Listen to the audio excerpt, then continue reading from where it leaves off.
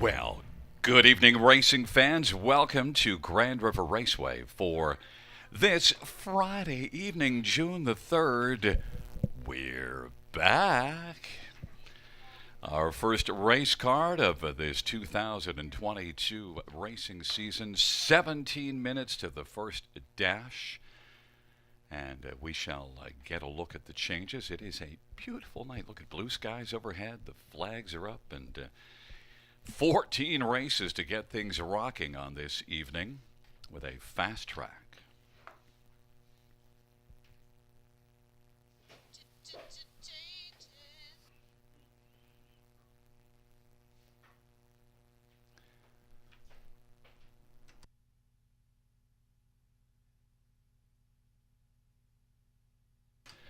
Fans note in race number 1, number 5, Importer Exporter, the driver will be Jody Jamison. Jody Jamison will drive number 5, Importer Exporter, in the first.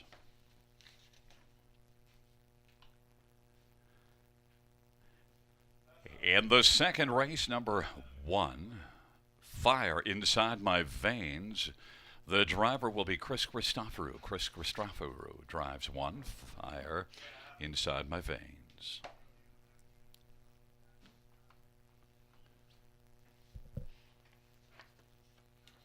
In race number 3, number 8, City Lady races with hobbles. Race 3, 8 City Lady racing with hobbles.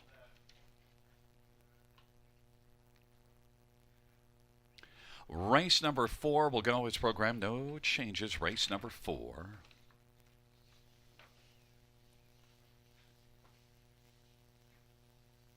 Race number 5. Number 6, Rockabilly Cockshot is scratched. Race 5, scratch 6, Rockabilly Cockshot.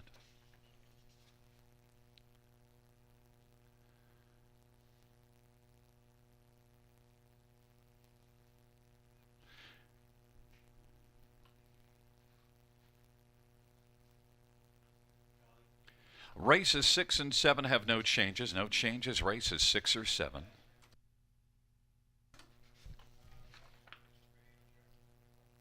Race number 8, number 8, Century Isaiah, driver to be announced. Race 8, number 8, TBA.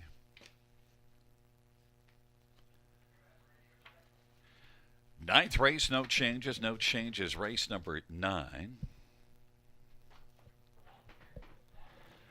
In the 10th race, number 8, Sir Nick, driver to be announced.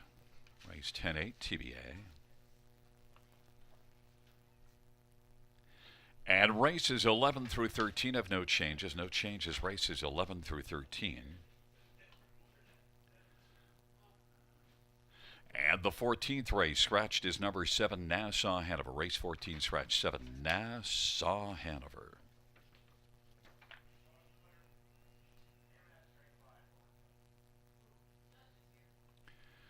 Once again, reviewing races 1 and 2. Race 1, Jody Jamison will drive 1, Living on the Rail.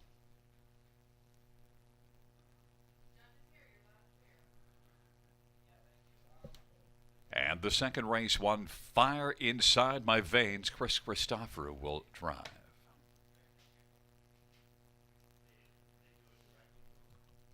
It is currently 14 minutes to our first race.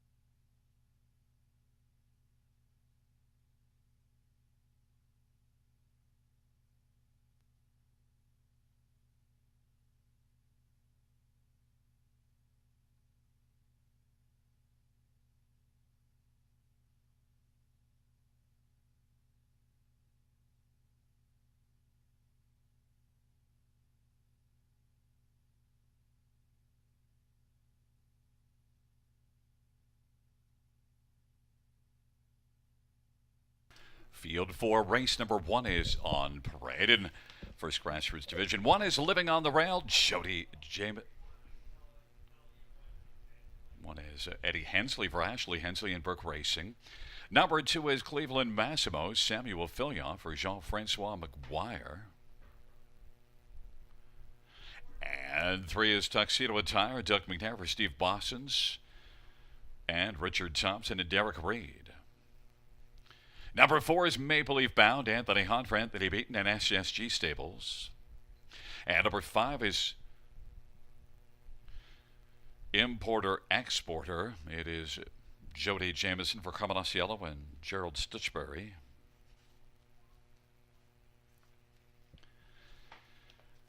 Number 6 is Lennis, Chris Christopher for Brian Lee and Len Christopher. And number 7 is Archery Seals for Louis Waugh for Marcel Barrio and Gaston Mestel.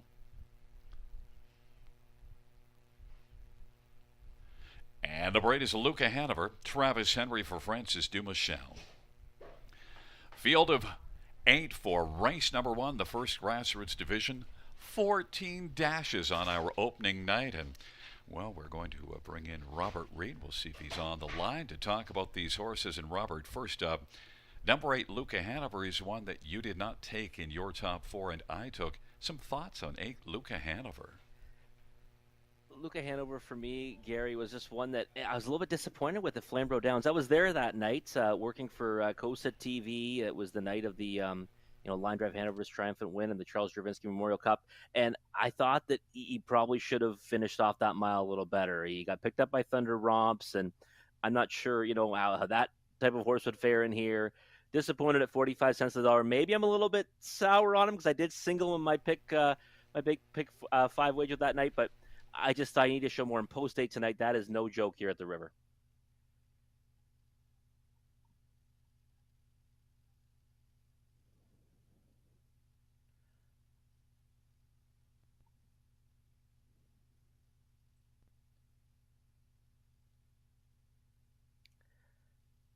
There's a look at Tuxedo Attire scoring down nicely for Doug McNair, my top selection of the race, and right now offering a price of 8-5, which I think is a fair number on that one.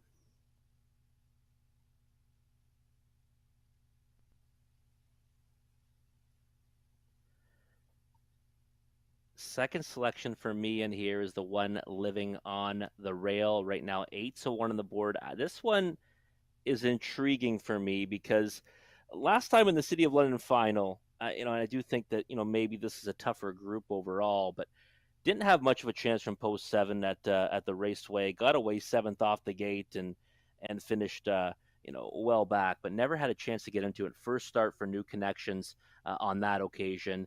And I do think that, maybe we see some improvement from Living on the Rail tonight. Pole position to work from, always a valuable spot here at Grand River, and one that does have speed. So I don't think we're going to see this one get away poorly tonight. I think we're going to see this one, up on the bit behind the gate. And I'm expecting Living on the Rail to get away well.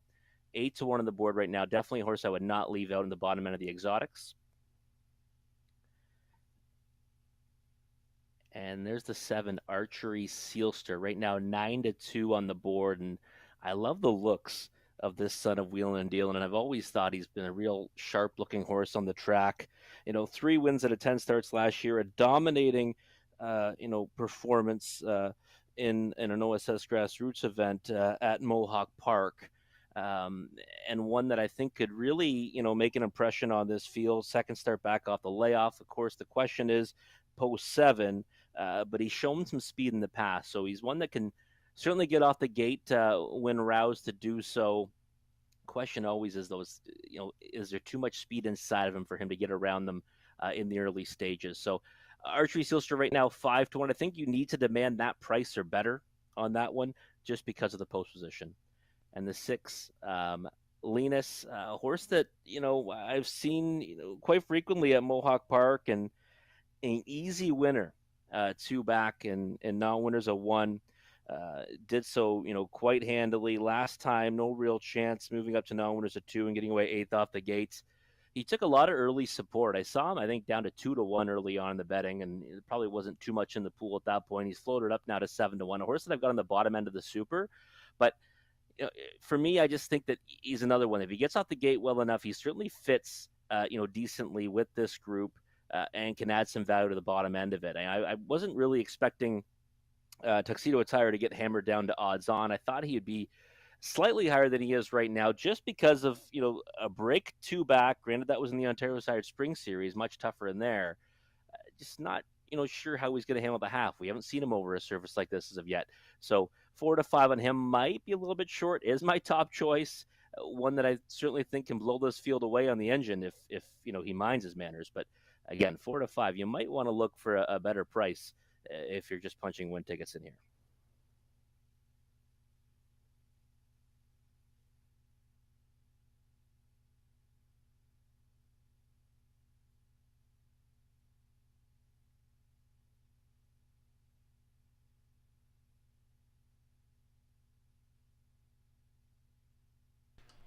The starting gate is rolling for race number 1. Taking up their positions, it'll be Living on the Rail with Cleveland Massimo and Tuxedo Attire. In the center, Maple Leaf Bound and Importer Exporter. And to the outside, it'll be Lennis and Archery Sealster and Luca Hanover. It's a field of 8 for race number 1. First of 14 dashes on a Friday night at Grand River. Here they come.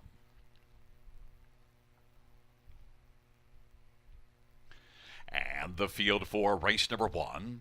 Approaching the start. And they're off. Tuxedo Attire will get out well. Lennis, Archery Sealster, then Living on the Rail in Cleveland Massimo. And Luca Hanover's also driving into the first turn on the outside. But as they race into the backstretch, Tuxedo Attire has got the front. But there goes Lennis racing on the outside. Living on the Rail is third. Luca Hanover is fourth and now is going to try to find a spot. Luca Hanover, though, looks rough and makes a break. Archery Sealster is racing now fourth on the inside. And Lennis is trying to take back and find a seat, but filling that hole was Living on the Rail, and then Living on the Rail went off stride. They race on past the opening quarter, and Tuxedo Attire. Lennis is second, Archery Sealster third. Cleveland Massimo is racing fourth as the field works their way off the turn and heads on towards us, and a break in stride from Maple Leaf Bound, and they work their way up towards the half. Tuxedo Attire has the lead as they come on towards us. Lennis is racing second, Archery Sealster third. Then Cleveland Massimo, Importer Exporter, way back Living on the Rail, who made a break, as well as Maple Leaf Bound. And then Luca Hanover trails the field. They race their way on into the backstretch, and it is Tuxedo Attire who has the front, leads it by a length and a half. Inside, Lennis is there, just a length and 3/4 back. Archery Sealster is now moving up on the outside alongside Lennis. Those two are trying to bear down on Tuxedo Attire. Tuxedo Attire's got a lead of about a length right now. Then it is Archery Sealster. Archery Sealster taking dead aim on Tuxedo Attire. Lennis is racing third. Gap before Cleveland Massimo and Importer Exporter. It is Tuxedo Attire. Archery Sealster on the outside is getting closer. Lennis is racing third. On down the stretch drive they come.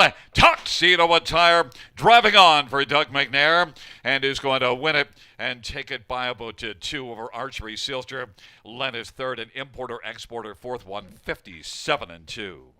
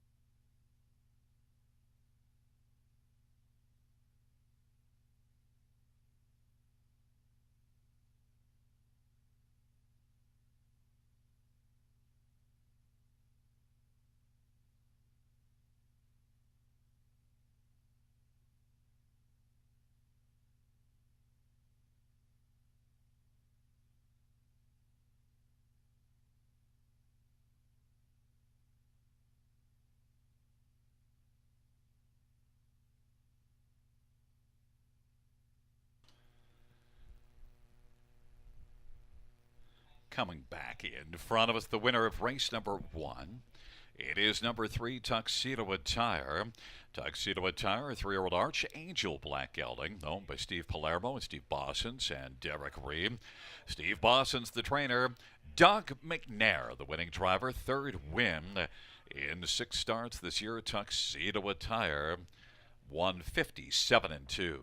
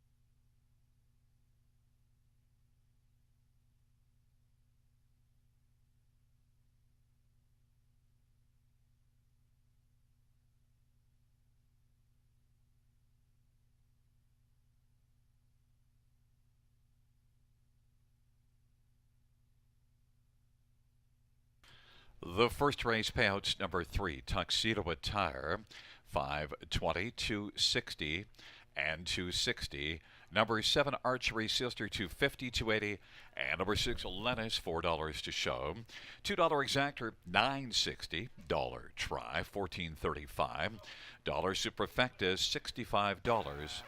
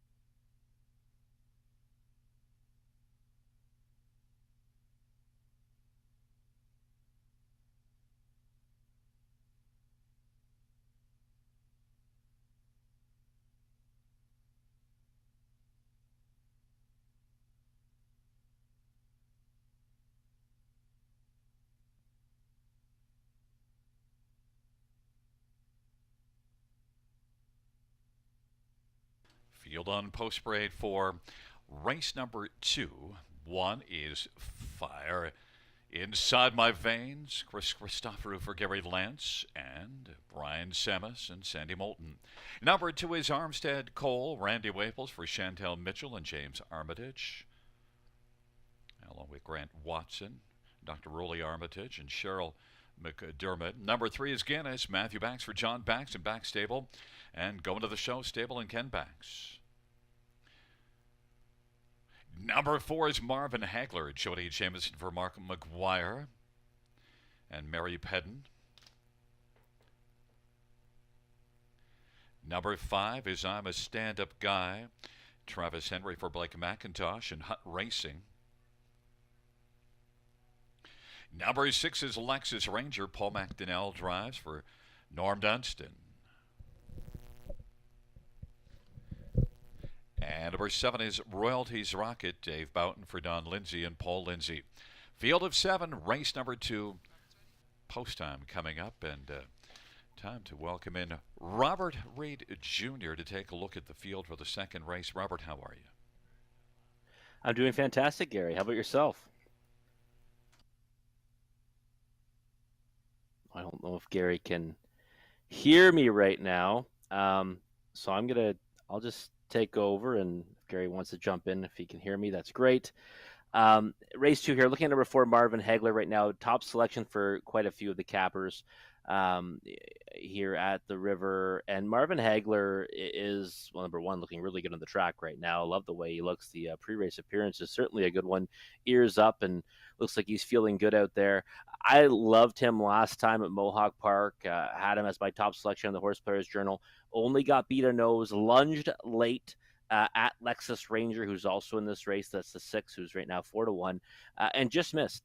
Marvin Hagler was making his first start back off a lengthy layoff, and the qualifier was good, and his effort was certainly good from post 9 at Mohawk Park. My second choice in the race, Marvin Hagler. There's my third choice, the 6, Lexus Ranger. Right now, 4-1 on the board, and got the better of that one last time, but you certainly think Lexus Ranger had a post position edge, a conditioning edge.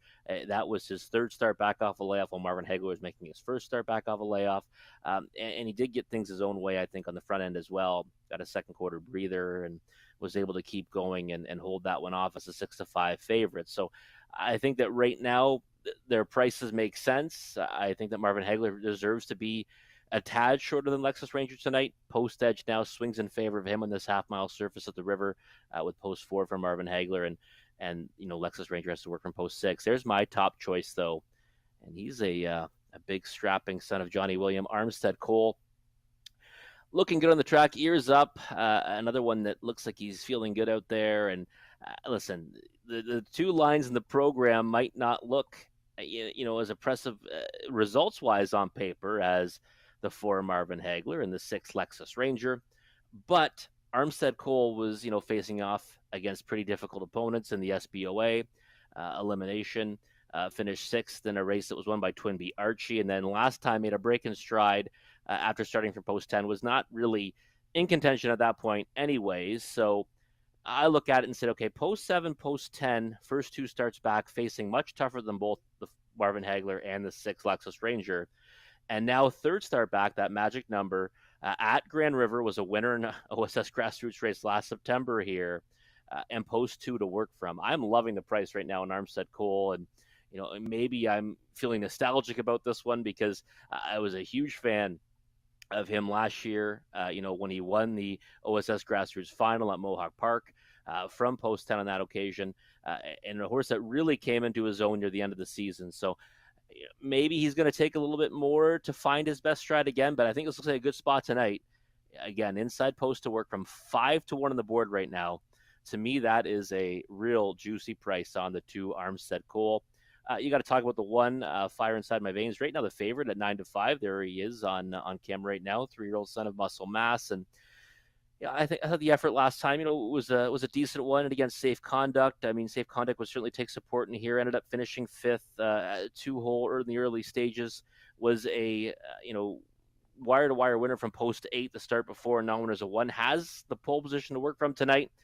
I just can't get there at the price right now, and now 2 to 1, so floating up a little bit, but still favoritism for the one Fire Inside My Veins. So, for me, I think there's value elsewhere. I'm sticking with the two Armstead Cole at some value. The countdown clock is 0. Those are going to pass you off to Gary Guy for the call of race number 2.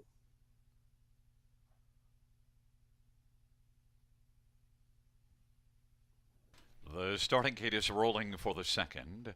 Fire Inside My Veins and Armstead Cole on the inside.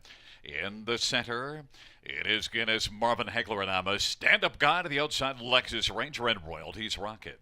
Field of 7, second dash, second grassroots division.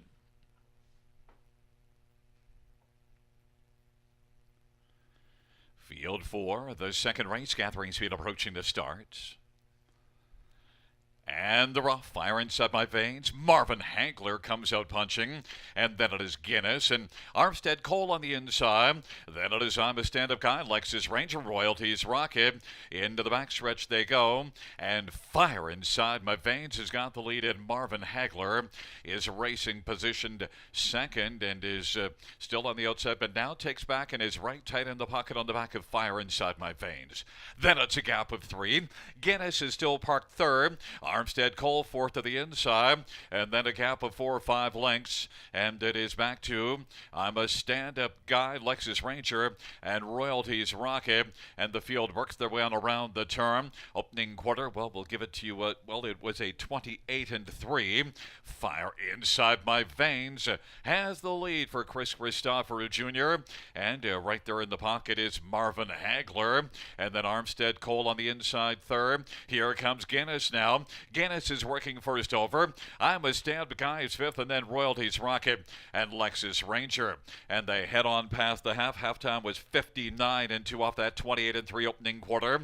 And into the backstretch. And with the lead is Fire Inside My Veins in front of Marvin Hagler. And now from the backfield, Royalties Rocket is coming gamely and is moved up, and it's taken over third. Armstead Cole is racing fourth. And then it is I'm a Stand-Up Guy backing away as Guinness, and now Lexus Ranger's second last. They head on up to 3/4, and it is Fire Inside My Veins.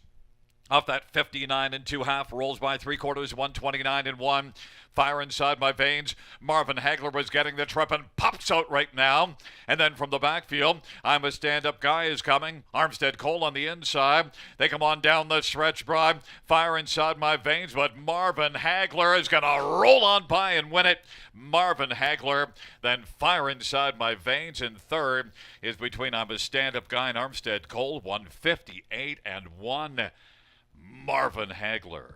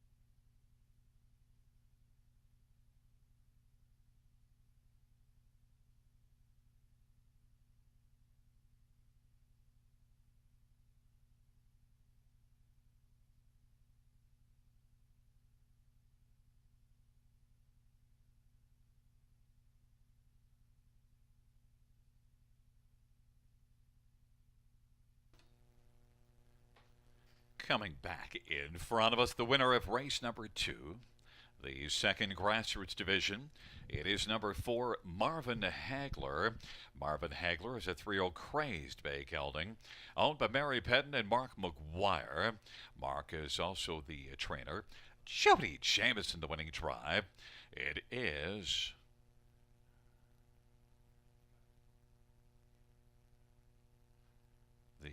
second win this year for Marvin Hagler.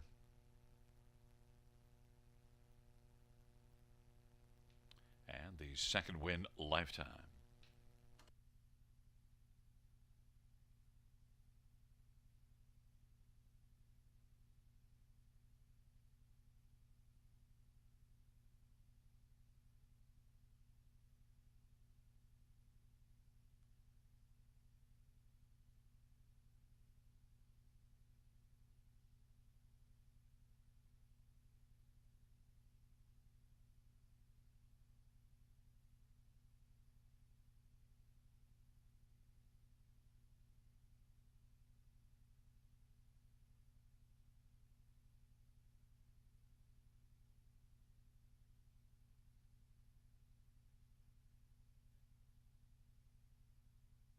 Fans, we have a dead heat for third between numbers 2, Armstead Cole, and 5, I'm a stand-up guy. Dead heat for third between 2 and 5.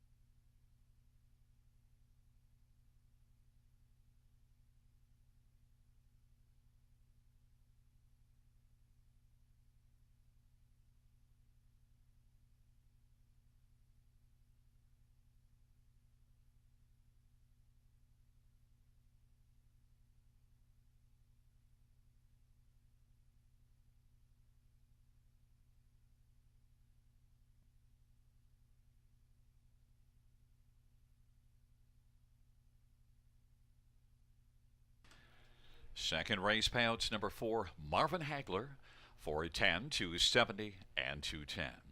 1, Fire Inside My Veins, 360, then 240, number 2, Armstead Cole, 210, and 5, I'm a Stand-Up Guy, 230. $2 exactor, 1340. Dollar try, 3045. The dollar super, 49.10.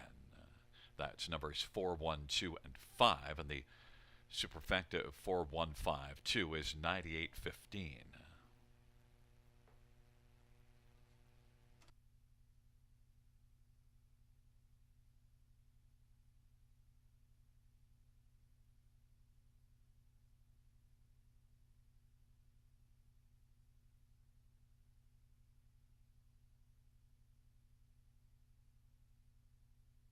Also note the 3-4 double pays $10.30.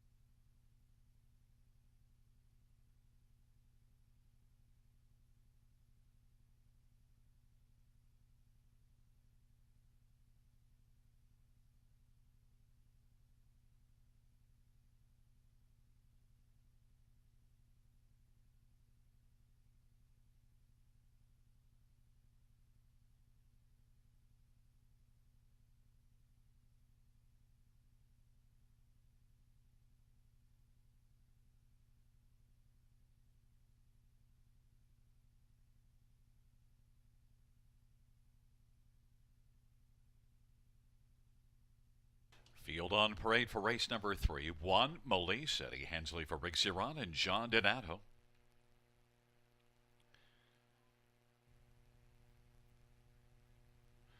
Number 2 is Epic Thrill, Blair Burgess for RAW Equine, and Corinne Olson Burgess and James Walker. Number 3 is Jandals, Scotty Colder, Susie Kerwood, and SNR Racing. Number 4 is Her Grace K, Natasha Day for Alan Bredner. And number 5 is Miss Tori. It is Paul McKenzie for Paul Meegans and Saltwater Stable. Number 6 is Jera, J.B. Renault for Paul Walker and Julie Walker and Rodney Folds. Number 7 is Self-Important, Bruce Richardson for Morley Bosworth.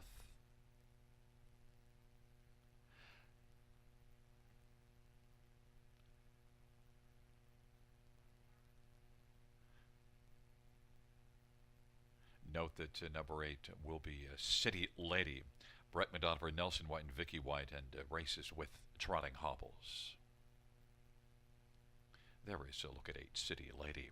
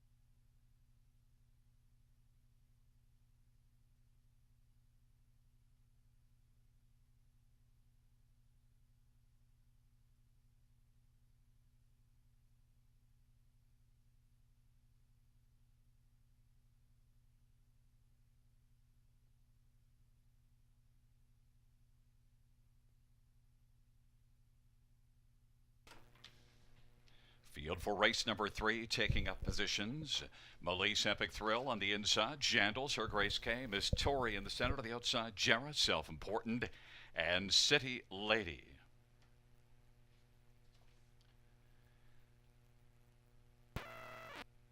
It's a field of 8 for race number 3.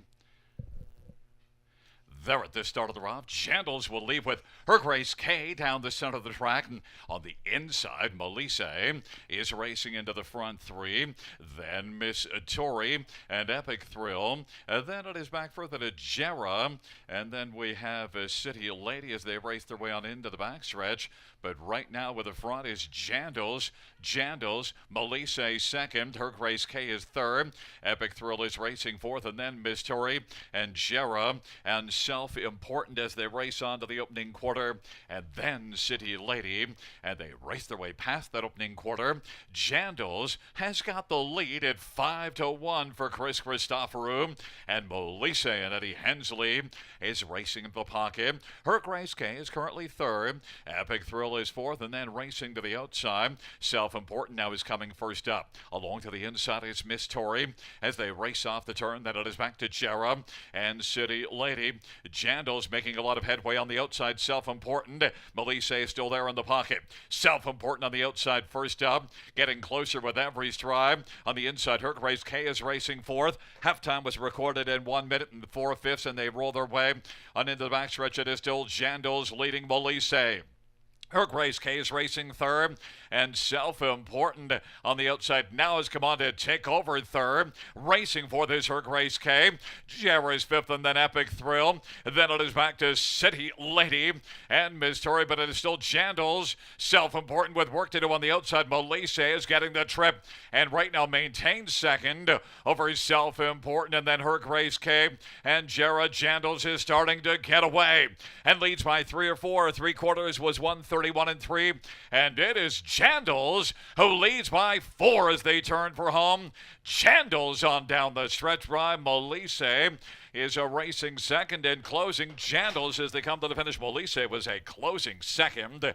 Then it looked like it might have been Her Grace K over Self-Important. 2:01 Jandals.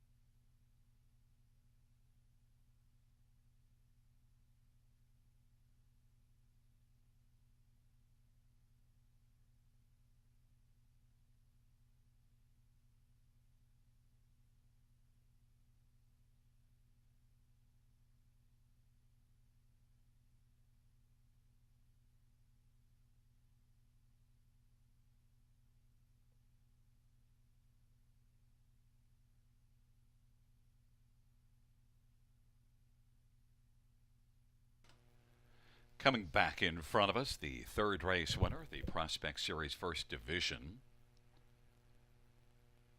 Number 3 is Jandals, a 3-year-old Muscle Mass Bay filly owned by Asinar Racing of Acton. Susie Kerwood's the trainer. Scotty Coulter, the winning driver.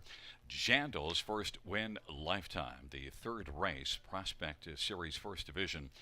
Also note, in memory of Brian Dunbar. Fans note on February 3rd of this year, Ontario Harness Racing lost one of its own, Brian Dunbar. Brian was involved in harness racing in many different roles for more than 45 years. He was a driver, trainer, owner, and breeder of racehorses. and for most of his career was also a blacksmith. Brian drove and trained many horses such as Funda Ronda, Joe Sixpack, Rowdy LaBelle, Jay and Baroness, and Positively Inclined, along with Carson's Cash-In, Zealous, Sealster, Oddball, Infinity Stone, and Take a Peek at Me. Brian had his final training and driving win December 23rd last year with Take a Peek at Me at Western Fair. During Brian's career, he had more than 1,500 training starts with 231 wins, 143 seconds, and 184 thirds. He drove more than 4,500 starts and won 396 times. Brian had two training wins in 2022 with a win and two training starts in 2022 with a win and a second. Brian leaves behind his wife of 32 years, Dorothy, his daughter Julie, his son Brett, and grandchildren Kyla, Brantley, Madeline, and Wesley. They are joined to present the blanket in memory of Brian today by some of Brian's brothers and sisters, as well as some of Brian's close friends and owners.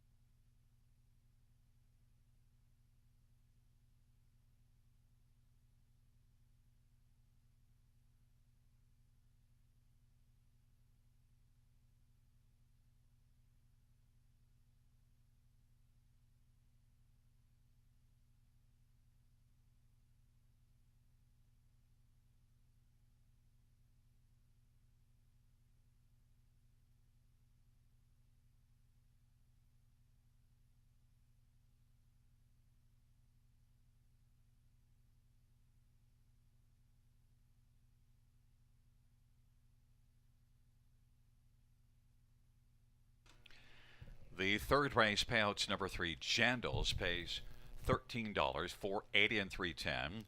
One Melise 730 and 670. And number 4, Her Grace K, pays $3.90 to show.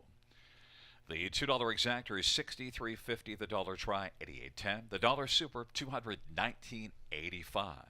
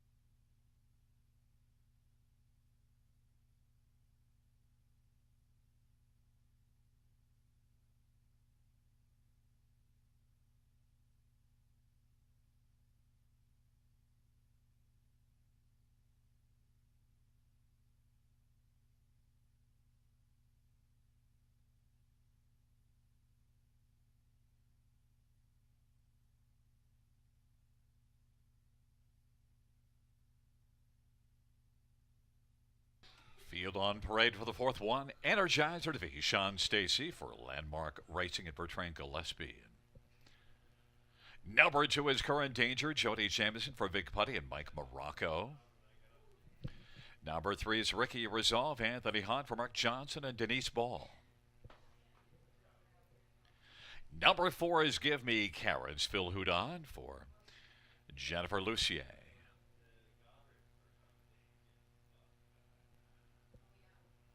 5 is Radio Lab, Eddie Hensley for Ashley Hensley.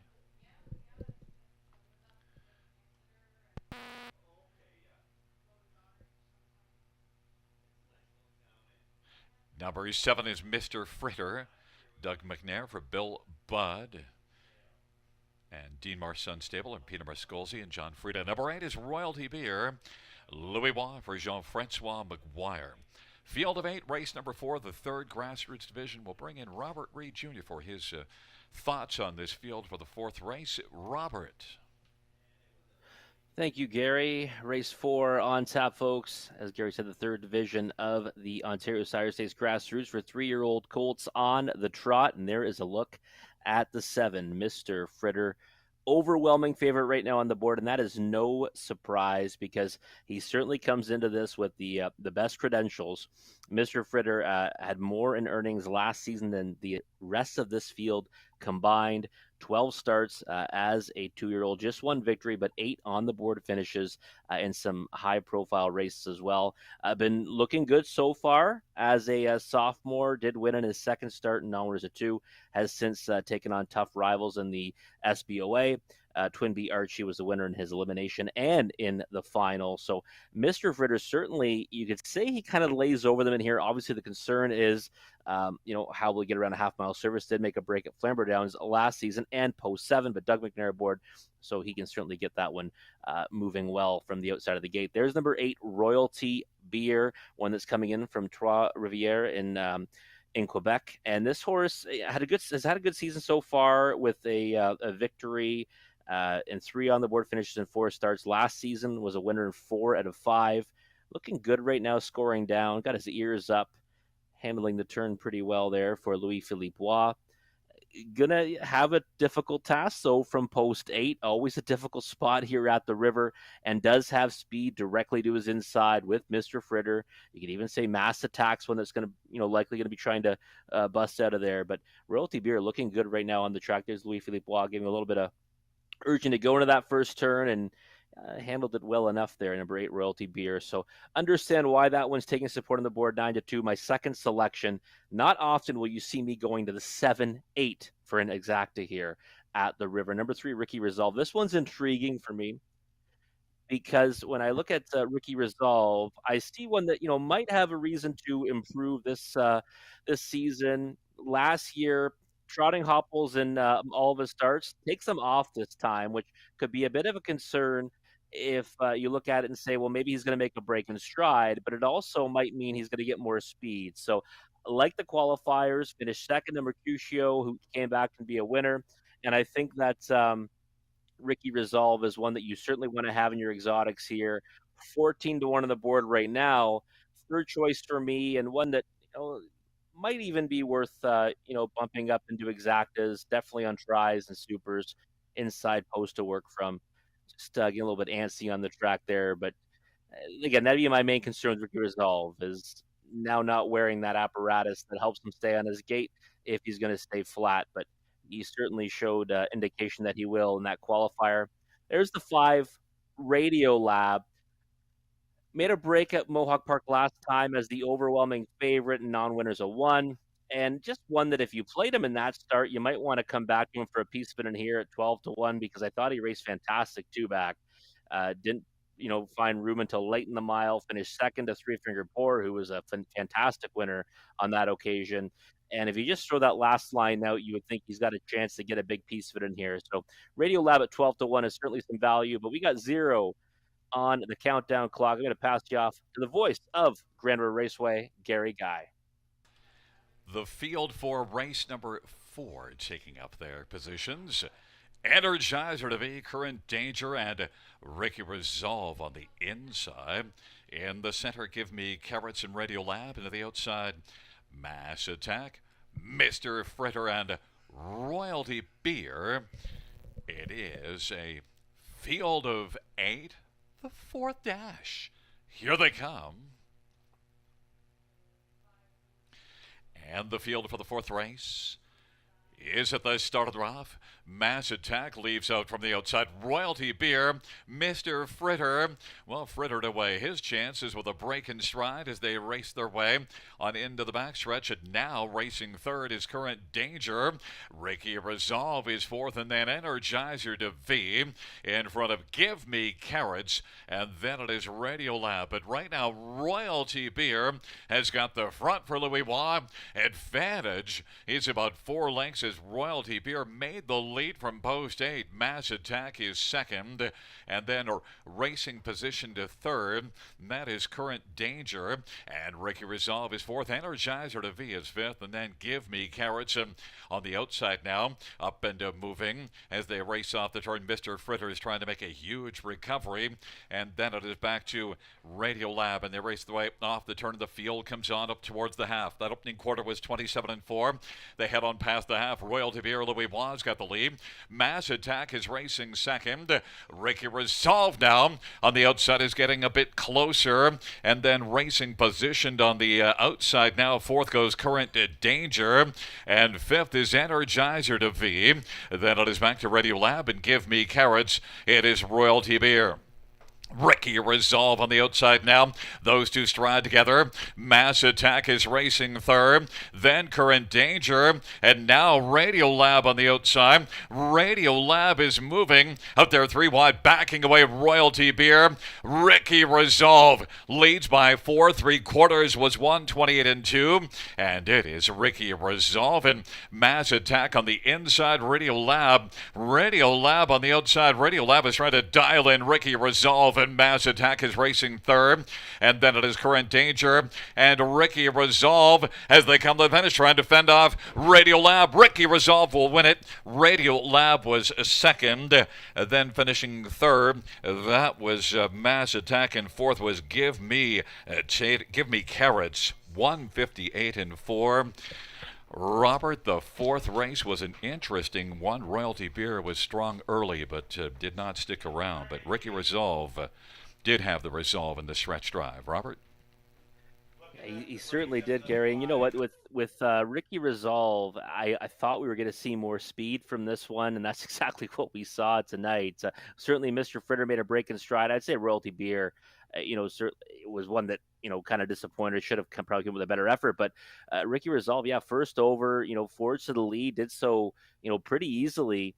And then held off a late charge by Radio Lab, one that I also thought, had a bit of an outside chance in here just because it was so good, too, back at Mohawk Park. And that's more the horse we saw this time around. I should also mention the inquiry sign is up pertaining to that break of a 5 Radio Lab, so that the inquiry is on the 5. And one thing I should also mention that you took the 8 Royalty Beer 4 second. I left Royalty Beer off my top 4, and I was very worried early in the mile, but just didn't think post 8 eventually would work, and got proven right. But still, nonetheless, Ricky Resolve was my fourth choice, so I wasn't all that right. Yeah, I had him picked for third, and there he is again, getting up to semantics on the track. Trotted well throughout the mile, right? Didn't really put in a step at any point. Taking off those trotting hobbles can sometimes be a concern. But, yeah, he looks like he's ready to go around again. By the way, I love your use of the word apparatus. That's going to be the word for the night there, as you were talking about the field in the fourth. Well, listen, there you go. We can use that from now on with trotting hobbles. The apparatus. Well, back in front of us is number 3, Ricky Resolve, a Chestnut 3-year-old Resolve gelding, owned by Denise Ball. Mark Johnson is the trainer. Anthony Hahn, the winning driver, shakes his season's debut, second win lifetime. Ricky Resolve and Anthony Hahn taking race number 4, the third grassroots division.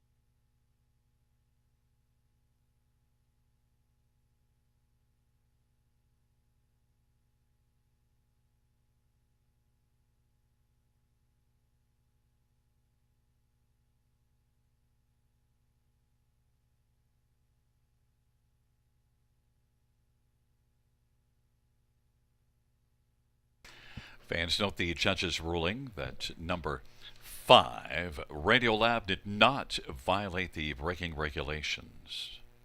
Will stand second. 3564.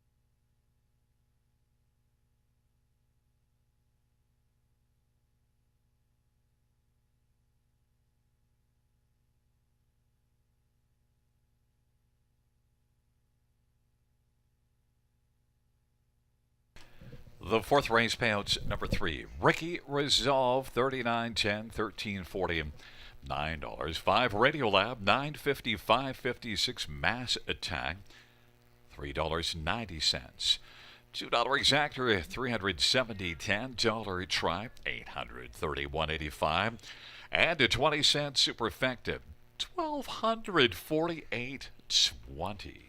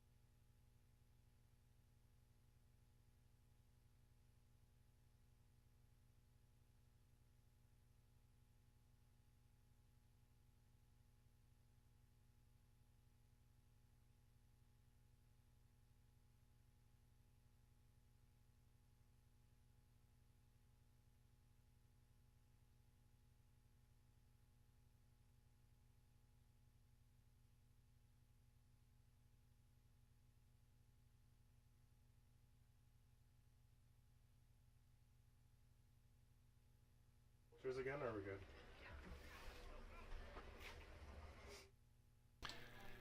On parade for the fifth one, GRR Sporty Mel, child of birth for Harold Wilson and GRR Racing. Number 2 is Larjon Ladybug, Scotty Coulter for Larry Lane.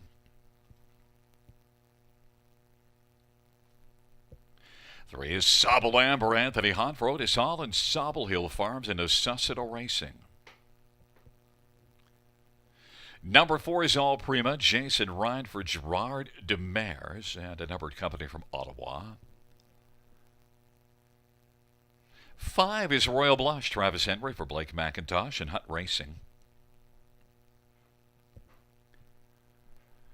And number 7 is Gallery of Sealster, Bo Brown for Tisha Sives and Michael Goldberg.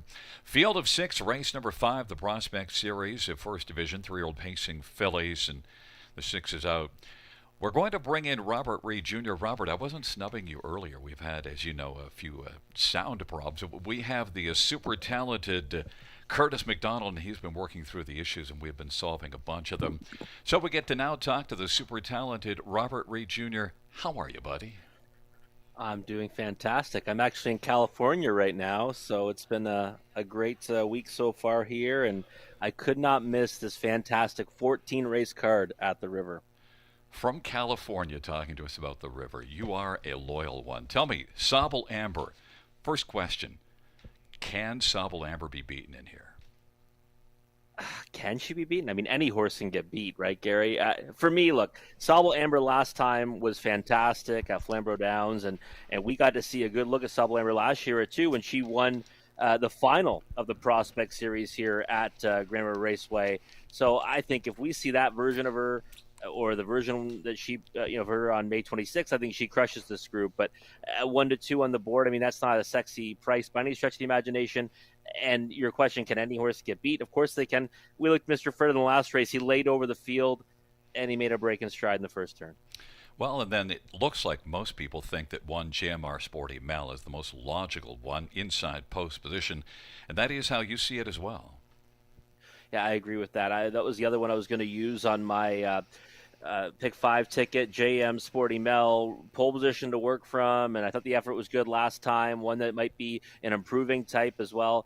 Won back-to-back and non-winners of 2, and before that was hitting the board with frequency. Hasn't missed a board in 6 this year, and again, I love the fact that she's got the rail to work from, so I think she's going to push out for position off the gate. Maybe she's a 2-hole trip to Sobble Amber, and maybe she can challenge her in the stretch. Obviously, Sobble Amber gets the big edge, but I certainly like JM Sporty Mel to be the runner-up.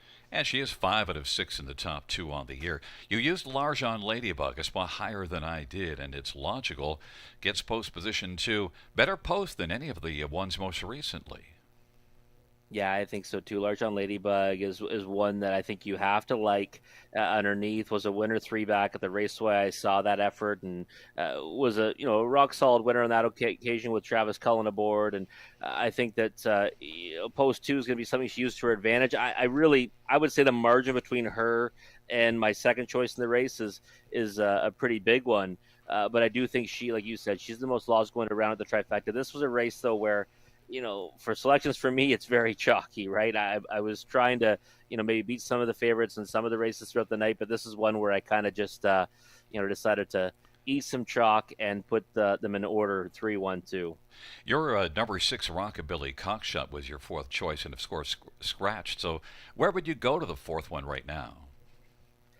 It'd probably be the 4, Gary. Alla Prima, just one that, races for solid connections aboard of Gerard Demers, who we've seen have so much success here at the river over the years. So I'd likely go to that one. 3rd last time, 2 Sobble Amber. And really, when I looked at that, I said, okay, number 1, post advantage over the other 2.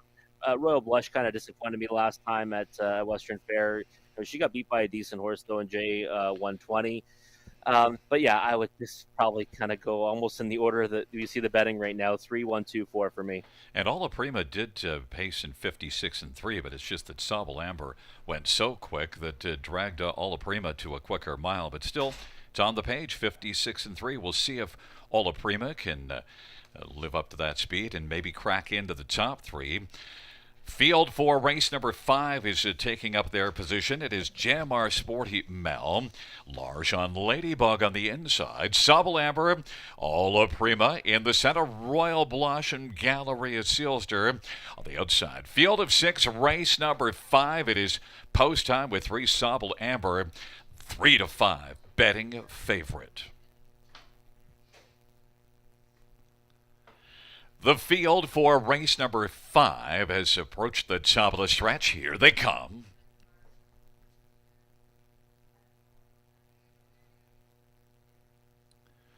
And the field for race number 5, nearing the starts. And it'll be Sobble Amber to serve out quickly. Jamar Sporty Mel is along to the inside. Large Ladybug and Ola Prima. Then Royal Blush and Galleria Sealster trails the field. Sobble Amber has already established a lead. About 6 lengths. Jamar Sporty Mel is second. Large Ladybug is third. Ola Prima is fourth, but this field is spread out. Royal Blush, and then it is back further now as they race their way on past that opening quarter to Galleria Sealster. They roll their way on past that opening quarter, and it is Sobble Amber. Now the lead is just about 2 1/4. The field works their way around the turn. GMR Sporty Mel and Tyler Borth now has moved up to within a length and a half of the lead is Sobble Amber and Anthony Hahn trying to rate this one into that second quarter and get a bit of a breather. It is Sobble Amber. GMR Sporty Mel is separated by a length and a half, and then Larjon Ladybug right now is third, about 7 lengths off the lead. Ola Prima, Royal Blush, and Galleria Sealster, and they work their way on into the backstretch, and it is Sobble Amber with JMR Sporty Mel keeping a watch in the pocket. Larjon Ladybug is getting a little closer now and is going to pop out right now as they race their way toward 3/4. Larjon Ladybug is moving up now. Larjon Ladybug in pursuit of Sobble Amber, who's still with Anthony Hahn looking pretty casual in the bike, and on the inside third, JMR Sporty Mel. Then it's a gap of 3 or 4. Ola Prima and Royal Blush, and then it is back to Galleria Sealster, Sobble Amber, Larjon Ladybug, JMR Sporty Mel, and Royal Blush is racing on the outside fourth, and then Ola Prima is racing fifth. They come on down the stretch ride, and it is Sobble Amber. JMR Sporty Mel is reclaimed second. It's round to caller Sobble Amber, JMR Sporty Mel. JMR Sporty Mel might have gotten by Sobble Amber on the inside. Ola Prima and Royal Blush won 57-3. Close, but I think maybe JMR Sporty Mel got by, but you know what? Our camera people think it was Sobble Amber, so hey, I've been wrong before, Rob. A pretty interesting finish, more than you might have thought it would be. Yeah, I mean, it came down to the two that I thought JM Sporty Mel had the best chance to beat Sobble Amber. You know, I thought it was that one too, but I'm probably the worst person to ask. Gary certainly has more experience than I have at this, but man, even on that shot there, what do you think again, Gary? You saw it again. What do you think? I'm feeling better about my call of one, but that just means I might be doubling down on being wrong. Yes. Well, there we go. We just heard in our ear too that we think the room thinks it's the one, so maybe it's JMR Sporty Mel with the upset here. But perfect 2-hole trip for that one, and really just, you know, may have got up in the nick of time there. Bet down to 2-1 just before the race there. You know, took support throughout, but that was some late money for that one, that's for sure. And JMR Sporty Mel did get by to take down Sobble Amber, so back-to-back races where heavy favorites go down. That could help the pick 5 quite substantially. Yeah, the pick 5 actually was paying fantastic on JMR Sporty Mel, $353 for a 20-cent wager. So it's all it takes, right? We saw it kind of logical early. You get a couple of horses later in the sequence that, I mean, I thought both had good chances on paper, and this one's only 2-1, and the payout of $353 for just 20 cents. Pretty nice considering the investment that you have to make to get that kind of return. Horse racing was kind to that person who spent that ticket.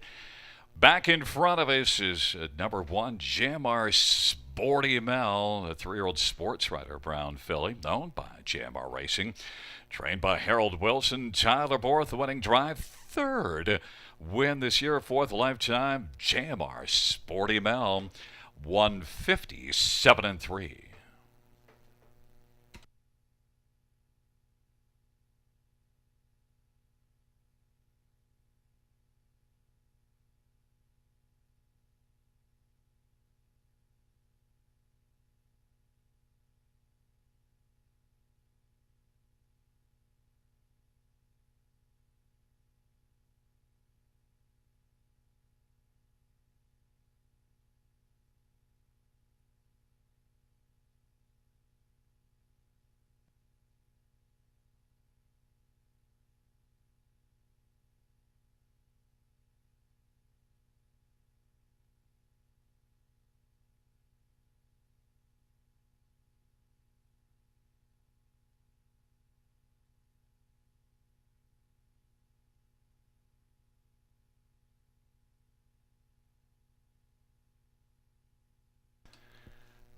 The fifth race payouts: 1 GMR Sporty Mouse, 620 230 210, 3 Sobel Amber, 210 210, and 4 Alla Prima, 270. $2 exactor, 10, $50 try, 1565.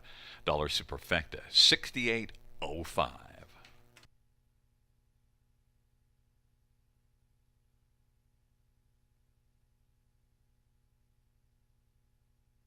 And that dollar pick 5 of 5, 1760, 565.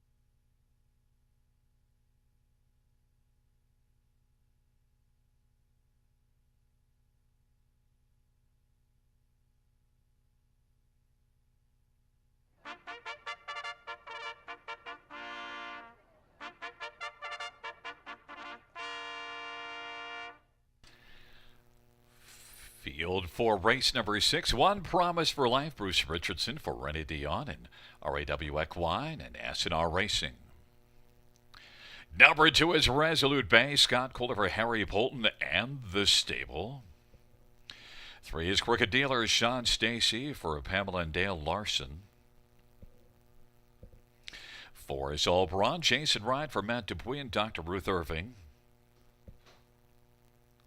5 is Star Power Hanover. Samuel Fillion for Bland Determination. Number 6 is Unresolved Debt. Matthew Bax for John Bax and Marshall Bax. Number 7, the Champ. Anthony Hunt for McCrone and Caroline Holiday. And number 8 is Belvedere Bronx. Jay Harris for Dag Hendrickson and Dr. Mike Veneri.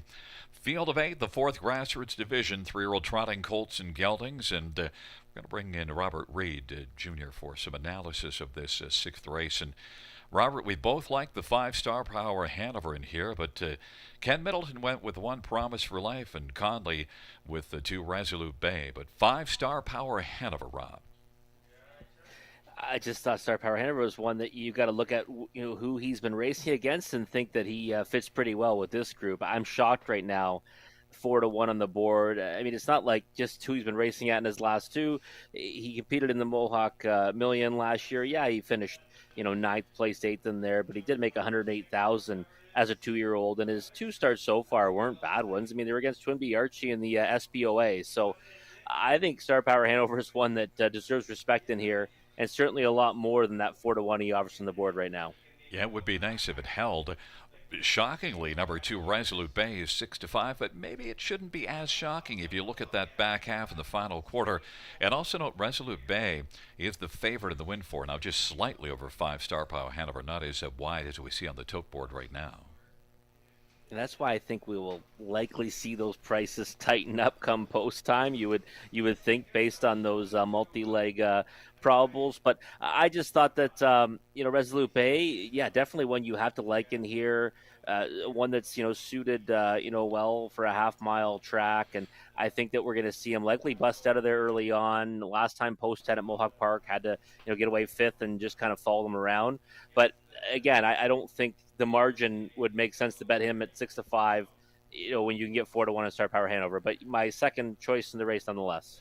Number 7, the Champ has to deal with an outside post position, or at least towards the outside. And you used this one a spot higher on the ticket than I did. The Champ, though, does show racing from the trailer post at London Racing well. And look at 3 wins and 5 starts on the year. Just got beat ahead to Mass Attack last time in the City of London final. And when you look, like you just mentioned, this season, granted 2 of those starts were back in January. You got 3 wins and a 2nd and 5 starts, and he's really kind of developed into a nice little racehorse. And now he's, in this OSS Grassroots event. I don't think he's in over his head. Makes his first start for trainer Meg Crone as well, which I like that. And post 7 is really the only drawback for me. That's the concern here.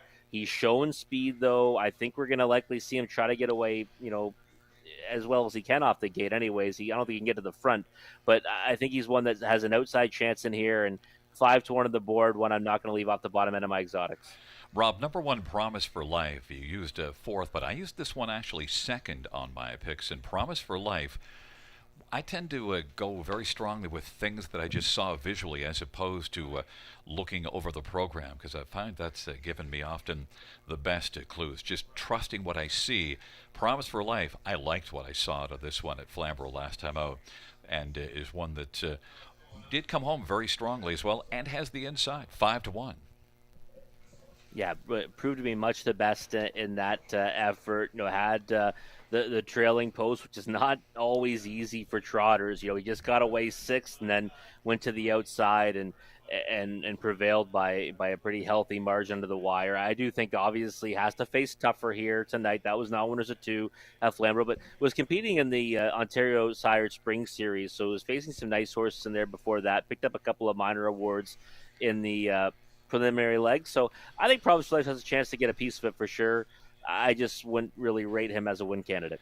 And Rob, you also threw in 8 Belvedere Bronx as it's a super high five, not getting a lot of love at 22-1. Not really. One that I think might be able to follow him around and get a piece of it has been facing tougher, right? So just kind of hoping that maybe he can get a smaller share. Well, the field for race number 6 taking up their positions, it'll be Promise for Life, Resolute Bay, and Crooked Dealer on the inside. In the center, All Brawn and Star Power Hanover. The outside, Unresolved Death, the Champ, and Belvedere Bronx. It's a field of 8. Race number 6, the 4th Grassroots Division, 3-year-old trotting colts and geldings. They're at the top of the stretch. And here they come. Field of 8 for the 6th race as we are gathered at the river, approaching the start. And they're off. Star Power Hanover and the Champ leave out well. Promise for Life is on the inside, racing third. And then it is Resolute Bay as they drive it into the backstretch. But right now, Star Power Hanover with the lead. But the Champ is leaving well. The Champ is going to come on and clear to the front of her Star Power Hanover. Then Promise for Life is third. Resolute Bay is racing position to fourth. And Crooked Dealer is fifth. And then it is All Brawn and Belvedere Bronx. And now it's going to be Star Power Hanover to reclaim the lead as they race their way past the opening quarter. The quarter was recorded in 29 seconds. It is Star Power Hanover and Samuel Fillion with the front. The Champ left well from an outside post and now sits the pocket on the back of Star Power Hanover. Here comes Promise for Life now, up and challenging first over. And Resolute Bay is racing on the inside, position to fourth, and then racing five is Crooked Dealer. Promise for Life is now got a slim lead, but the turn will be coming up. Star Power Hanover on the inside. Half was 59-4, and it is Star Power Hanover and Promise for Life going at it as they race into the backstretch. The Champ is third, and then fourth is Resolute Bay and Crooked Dealer on well back Belvedere Bronx, but it is Star Power Hanover the 4-5 choice, trying to fend off Promise for Life, and they are slugging it out. It is Star Power Hanover, though, game on the inside, and now has a lead of a neck. Promise for Life is racing second. The Champ made a break in stride, and now inheriting third is Resolute Bay. And Crooked Dealer is fourth. 3/4 was recorded in 1:28-1. And Star Power Hanover for now turns back Promise for Life as they turn on down the stretch drive. And Resolute Bay is racing third. Star Power Hanover was the star of the sixth race. Promise for Life finishing second, then third at the finish. That was Resolute Bay and a Crooked Dealer. But Star Power Hanover, Rob, definitely was the star, and it wasn't easy. Got tested and lived up to the heavy billing. No, it was certainly not an easy one. In the end, the margin was there, but he had to fight off Promise for Life. And you know what? I know I said the horse didn't win. I said that I didn't really see him as a win candidate, but he certainly went out there and raced better than I thought he would. So your eye test on that one, Gary, was certainly bang on. Well, my top three were 5-1-2, and that is the top three, how it shows up on the board. The 7, as we both liked, made a break. Yeah, the Champ was actually in a really good spot. Was sitting in third, and likely would have, completed the trifecta if not for that break in stride. But he jumped it off. But at the end of the day, Star Power Hanover was much the best in here. Just really a testament to the competition he's been racing against, and now getting down to the grassroots level. I mean, I'm not sure if he'll be one that might go back up to the golds, which I think we might see, from these connections, but certainly would be a dominant force in the grassroots if he stayed here. Also should mention that the inquiry side pertains to number 7, the Champ, who made a break in stride. But Star Power Hanover and Samuel Fillion, second choice in the win for, but definitely the one that you had to like here. And Star Power Hanover actually also dropped it down, Star Power Hanover, to 4-5. Rob, you mentioned you thought the odds would change, and they changed all the way down to 4-5 with number 2 Resolute Bay at 2-1. Yeah, I mentioned they were going to tighten up, but they completely flipped, right? I mean, he was sitting at around 4-1 when we were talking about him. He goes off at 4-5, all kinds of late money, and again, connections you have to respect, right? And that's probably one of the reasons why that money comes in late. Well, at least we get one at 60 to 1 for fourth. Number 3, Crooked Dealer, 5, 1, 2, 3, and then 7. Fifth, but that inquiry is about number 7, the Champ Champ, and the Break and Stride. Coming back in front of us, number 5, Star Power Hanover. Star Power Hanover is a 3-year-old wheelin' and dealin' bay gelding, owned by Determination, trained by Luke Blay. Samuel Fillion, the winning driver, first win this year, second lifetime. Star Power Hanover, victorious in a 158 flat.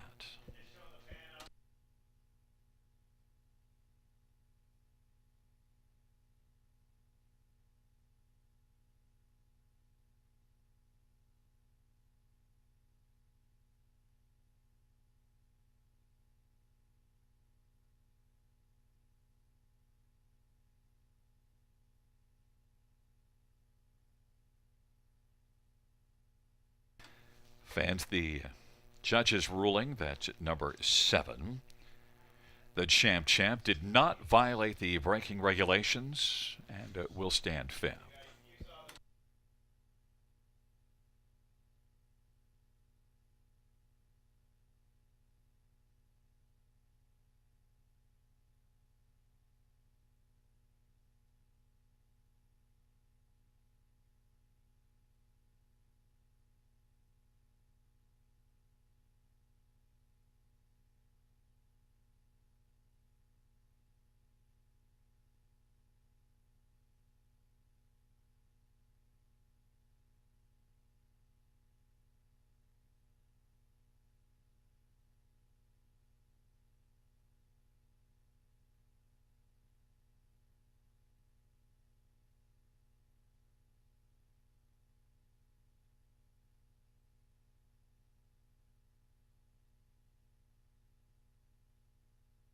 The sixth race pouch, 5 Star Power Hanover, 390, 250, 220, 1 Promise for Life, 380, 250, and 2 Resolute Bay, 230. $2 exactor, $13.40. Dollar try, $12.35. Dollar win, $4,009.20.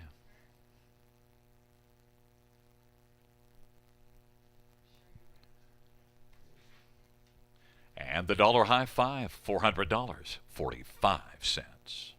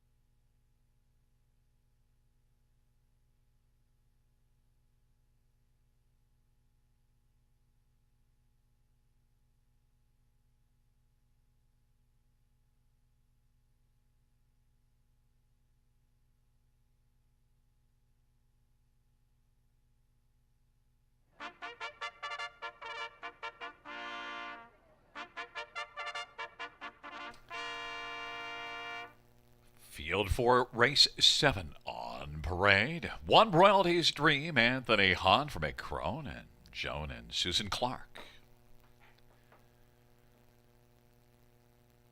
Number 2 is Curious Joan, Jay Harris from Marie Brethren, Len Colcott, Murray Colcott. And number 3 is Completed Promise, Jamie Renault for Julie Walker and Stephen Titus. And 4 is Royal Revenge, Tyler Borth for Emma Christoforou and the Moen Joe Staple, and also Patricia Mediver. Number 5 is Say Something, Louis Waffer, Gary Murner, and Gino Toscani. Number 6 is Hoop His Faith, Bill Meegans, drives and trains and owns. Number 7, Magnolia Lane, Natasha Day for Melissa Lambert and Jeffrey Boyd and Jefferson Davis and Ken Ward. Correction there, he's saying Tijuana Seal Cert, Eddie Green for Keelan Green and Celeste Hill. Well, it's a field of 8 for race number 7, the Prospect Series second division. And Rob, we both think the top 3 are the same group here, the 1, 3, and the 5. But, well, you went in a different direction than I did on top, so you're going to have to say something about why 5 is the one that belongs on top. Yeah, this is a horse that I've followed pretty closely, throughout her career. And, listen, 16 of her 18 career starts, she was driven by her owner, Gino Toscani. OSS Super Final, Yannick Gingras drove her. And earlier this season, just a few starts ago, Louis Philippe Waugh was aboard, and she finished 4th in a Numbers of One event at Mohawk Park. So I love the fact that now we get Louis Philippe Waugh aboard again. Right now, he is scoring this one down, and I think she looks, fantastic on the track right now. I liked her in her last efforts when he was aboard at Mohawk Park, got away 8th and just kind of closed out to be 4th. I think we're going to see different tactics today. She's got her ears up, looks lively, 3-1. Sign me up for that price, Gary. Well, that certainly is a nice price on top. You don't get a price for the next one, number 1, Royalty's Dream, which is my top choice. And you remember I mentioned that I like horses that I see visually myself, and this is one that I got to see at Flamborough Downs look really strong. Last time out, front end win from post 1. Yeah, the speed might not compare quite the same to Say Something, although different tracks, but Royalty's Dream, inside advantage. Definitely inside advantage, and she's tasted victory before, right? Say Something is 0 for 18 in her career. Obviously, there's reasons why I like that one, but yeah, Royalty's Dream, she's already got 2 victories, and they've been, her last 2 starts, they were both dominating performances on the racetrack, one at Western Fair, like you mentioned, the other one at Flamborough, and when she just went by there, I thought she looked fantastic as well. So looks like we got a couple of sharp fillies on the track right now in the 1, Royalty's Dream, and the 5, Say Something. Number 3, Completed Promise, I think is the one you do have to use to complete the tribe, regardless, somewhere in the top 3. And also has some gate speed. We mentioned Royalty's Dream can fire. We saw Say Something score down pretty nicely. Completed Promise should be reasonably well positioned, right? I would think so. Yeah, the shown speed in each of her last 2, and I thought the last effort was actually, one of her better ones on the page. She finished 3rd to PC Living a Dream, and Larry's Girl completed that trifecta in the final, the City of London. And the start before that, I thought she might actually go all the way on the lead until she got caught in the late stages by Kicking Your Mass, and did lose by a wide margin, but still held on to the runner-up spot. A horse that, hits the board, with frequency, especially in her recent efforts. She's hit the board in 4 of her last 6. So I think she's one that you have to use there. And I think when you look at this field, Royalty's Dream and Say Something you can put ahead of her, but it's hard to put anyone else, above her. And I should mention, Say Something doesn't show any breaks on the card. Royalty's Dream just won, and that's a long way back last year. Also, Completed Promise has only 1 break, and that was from post position 8. One more to touch on is for Royal Revenge. Tyler Borth for Emma Christoforou. This one's tasted victory last time out. Yeah, it was one that actually I had on top at the Raceway. It was 10-1 that had her price lowered by a scratch in the race. Always want to consider one that won her last start, like the effort last time. Maybe she improves even a little bit further tonight to get a piece of it. Well, you're right now getting 7-2 on number 5, Say Something. No price for me. One, Royalties Dream, the 4-5 betting favorite. Taking up position for Royalties Dream, Curious Joan, and Completed Promise in the center, Royal Revenge, and Say Something to the outside, Upa's Faith, Magnolia Lane, and Tijuana Sealster. Field of 8, race number 7, top of the stretch. Here they come. And Tijuana Sealter with an early break, and Completed Promise made a break, and Say Something's going to fire hard. Royalties Dream along to the inside as they drive it into the turn, and then racing position to third now as they enter the backstretch. That is Royal Revenge getting away third. Curious Joan is fourth, and then Upa's Faith and Magnolia Lane. Royalties Dream maintains the lead. Say Something, though, has found the pocket. And then Royal Revenge is racing position to third as they race their way on past the opening quarter. Curious Joan fourth in front of Upa's Faith, and then Magnolia Lane 29-1. The inquiry sign is up. Royalties Dream 9-5, and Say Something dropped to 1-2, taking late money, and is right there filling the pocket on the back of Royalties Dream. Royal Revenge is racing position to third and is 3.25 off the lead. Then it's a gap of a couple, and position fourth is Curious Joan. Now Upa's Faith is on the outside. Then it is Magnolia Lane and Completed Promise, and they roll past the half in 1 minute flat, and they head on to the 5/8. Royalties Dream still has the lead, but Say Something, likely to have something to say about this one, is right there sitting in the pocket. Upa's Faith is on the outside, but might have stalled, is on the inside third. Royal Revenge. Upa's Faith is racing fourth, and now he's moving up just a bit. Curious Joan is locked on the inside, and Completed Promise trying to make a recovery from an early break. It is Royalties Dream and Say Something. They duel on by 3/4, but it's Royalties Dream with Say Something sitting in the pocket. And then Royal Revenge is third. Completed Promise on the outside now has moved up to take it for fourth. And then it is Upa's Faith and Curious Joan. And they reach the top of the stretch. Royalties Dream, Say Something's been getting the trip and is pulled to the outside by Louis Waugh. Royalties Dream, Say Something. They come on down the stretch drive. And Royalties Dream has dug in. Say Something on the outside is closing. Royalties Dream and Say Something. It is close between that pair. Curious Joan is third, and then Completed Promise. Maybe Say Something, but I am just not sure. It's very tight, Rob. What do you have an opinion? Well, I mean, I want to Say Something to get there, and I actually that lunge at the wire, I would have probably gave her a slight edge, but I mean, it came down to the two we thought it would be between, and it was a nice little stretch long battle. It looked like that, Royalties Dream was going to just fend her off, and that late lunge by Say Something might have got her there. Also should mention that we have an inquiry on number 3, Completed Promise, who made an earlier break and finished in the top 4. It is very tight. We're going to take a look at the slow motion. And here it comes, Say Something, and Louis Waugh as the finish is right there. It just gets up over Royalties Dream. Also, Rob, no value. Dropped to 1-2, late action. How about the money coming in by a helicopter on Say Something? It was interesting because I saw her drop to like 9-5. Next click, even money. And then just before they were released, 1-2. So all that value we were talking about shriveled up in a hurry. Well, you drove it down too low. Listen, if my opinion gets that kind of respect, I'll be happy. And my apologies to those who are on board the Say Something bandwagon and lost their value as well. But I don't think it's all that, of course. But yeah, Say Something I thought has been kind of sitting on this kind of an effort, and loved what I saw last time with Louis Philippe Waugh aboard. So nice to see her get to the winner's circle. And number 3, Completed Promise, after that break, actually raced very well. One to keep an eye on next time because without the break, still was pretty solid. Yeah, Completed Promise, one that I think certainly is going to be, around this level and one to keep an eye on in the Prospect Series.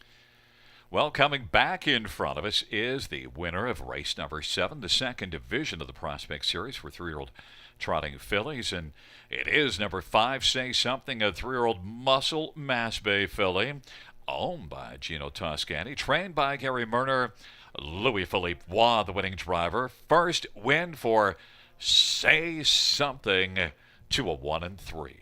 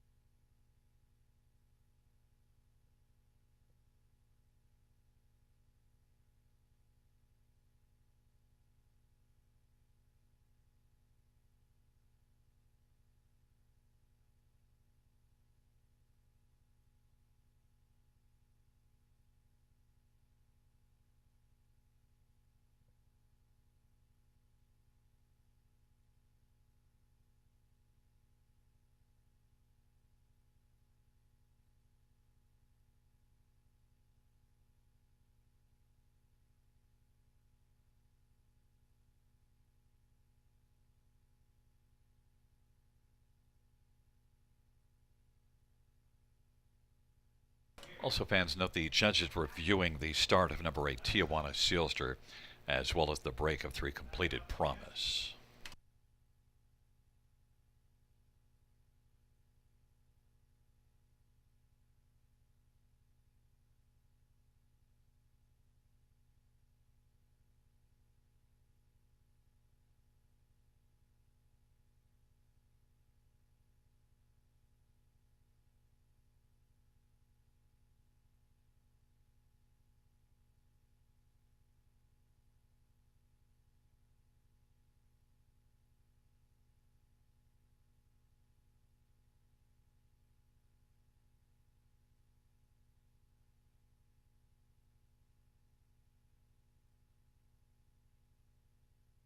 Fans note the judges ruling that number 8, Tijuana Sealster, was inside of the fair start pole at the start, and number 3, Completed Promise, did not violate the braking regulations. The inquiry sign will go down.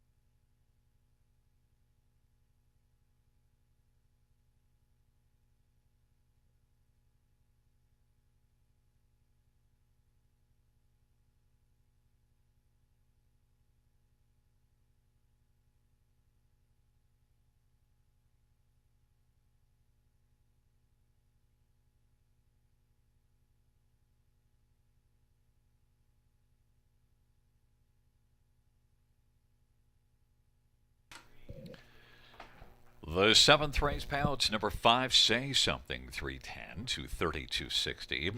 1, Royalty's Dream, 260 to 32. Curious Jones, 610. $2 exactor, $610. Try, 1665. Dollar Super, 6175.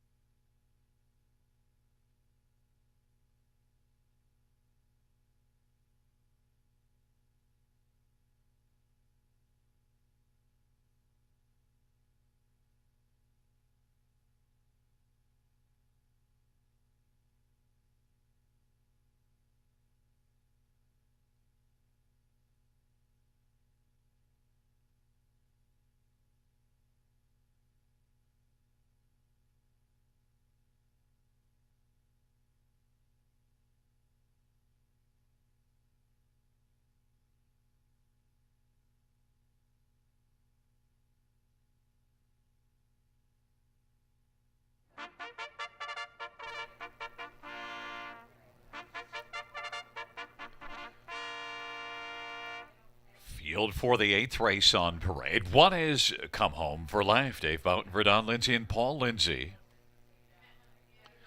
And number two is Kipper Whipper Snipper Louis Bois for Robert Fellows and Edward Wilson. Three is Renegade Gypsy Mario Bayerjean for the stable.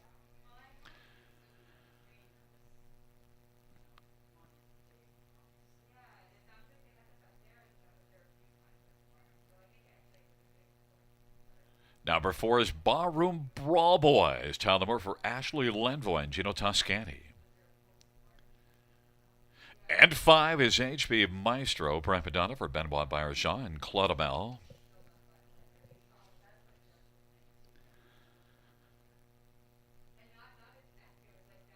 Number six, Star Zeus Travis Henry for Blake McIntosh and Van Camp Trotting. Number seven, Creed Hanover Sean Stacy for Mark Stacy and AK Malik Stable and BC Reicheld Stables.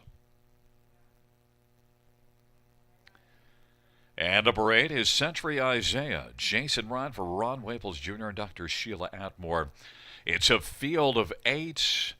And Rob, right now, both of our top choice was not the favorite in the early action as number three, Renegade Gypsy, was taking the money. But now Kipper Whipper Snipper comes down to the 3-2 favorite. You know what jumps out at me? That 26-3 final quarter in the debut this year. This is probably the most talented one in this field. But the question is, two starts and neither one of them at the end all that effective. Rob?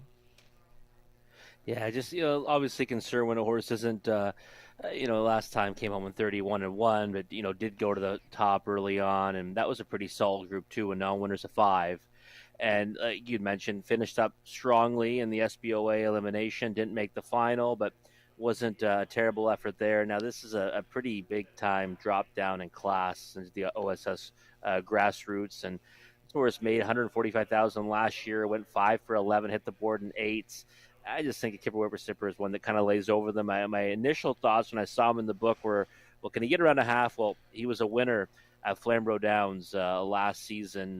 Real nice effort in OSS Gold, won by 2 lengths going away. So I don't think you'll have any trouble with that here tonight. And I think we're going to see that price of 3-2 continue to shorten up for post time. Number three, Renegade Gypsy, was not my second choice, but was yours. The speed maybe doesn't quite compare with a couple of others, but the form hugely compares.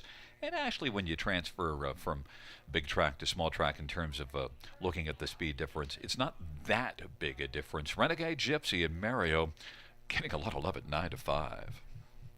Yeah, I think 9-5, even 2-1 is a little too short on Renegade Gypsy. Just start off with that. But one thing that you do like, I know, Gary, and I like as well, getting back on a regular rotation. Last time it missed 3 weeks prior to that effort, got picked off at the end, didn't finish off his mile very well, getting picked up by Mike the Knight at just 2-5. Now, getting back in on a regular schedule might help him finish that off. Might have just been a little bit short. So I think he's one that you've got to respect tonight. I don't think you should be 2-1. I think the Kipper Whipper Snipper should be, sub even money, and this one should be more in the realm of around 3-1. Now I went with 5 HP Maestro as the biggest threat to Kipper Whipper Snipper, but almost solely on those 54 and change miles the last couple times. And actually, if you look at the trip 2 races ago, it kind of jumps out. Yeah, HP Maestro is one that I was keeping a keen eye on at Mohawk Park, especially in the Horse Players Journal.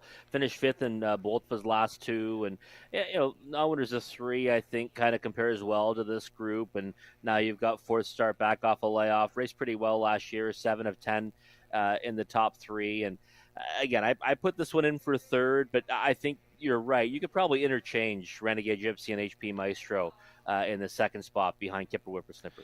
What I really liked, that May 13th line, parked most of the mile and yet still came home in 27-1. That impressed me. And one more, how about number 1, Come Home for Life, gets the inside. This one used the inside to advantage May the 13th all the way on top. Yeah, Come Home for Life's a useful trotter. Just 12,000 made in his career so far.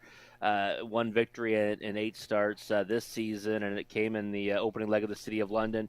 Thought this horse raced pretty decently in the follow-up leg and the final, though overland in much of those miles. So 15-1 right now. I don't mind this one for a play underneath. That's for sure. I don't think you can leave Come Home for Life off your trifectas and your supers, and with that pole position, I certainly think that 15-1 is a bit of an overlay right now. You know, one that I used on the ticket that you didn't is for Ballroom Brawl Boys. You do get 13-1. Maybe you could sneak on. Yeah, I think that Ballroom Bravo is one you have to consider. You get Tyler Moore aboard tonight. Louis Philippe has been driving recently. He loses that one to Kipper Whippersnapper, but one that can certainly hit the ticket. It is a field of 8 for race number 8, the 5th Grassroots Division, and it is Come Home for Life and Kipper Whippersnapper on the inside with Renegade Gypsy. In the center, Ballroom Brawl Boys and HP Maestro on the outside. Stonebridge Zeus, Creed Hanover, Century Isaiah.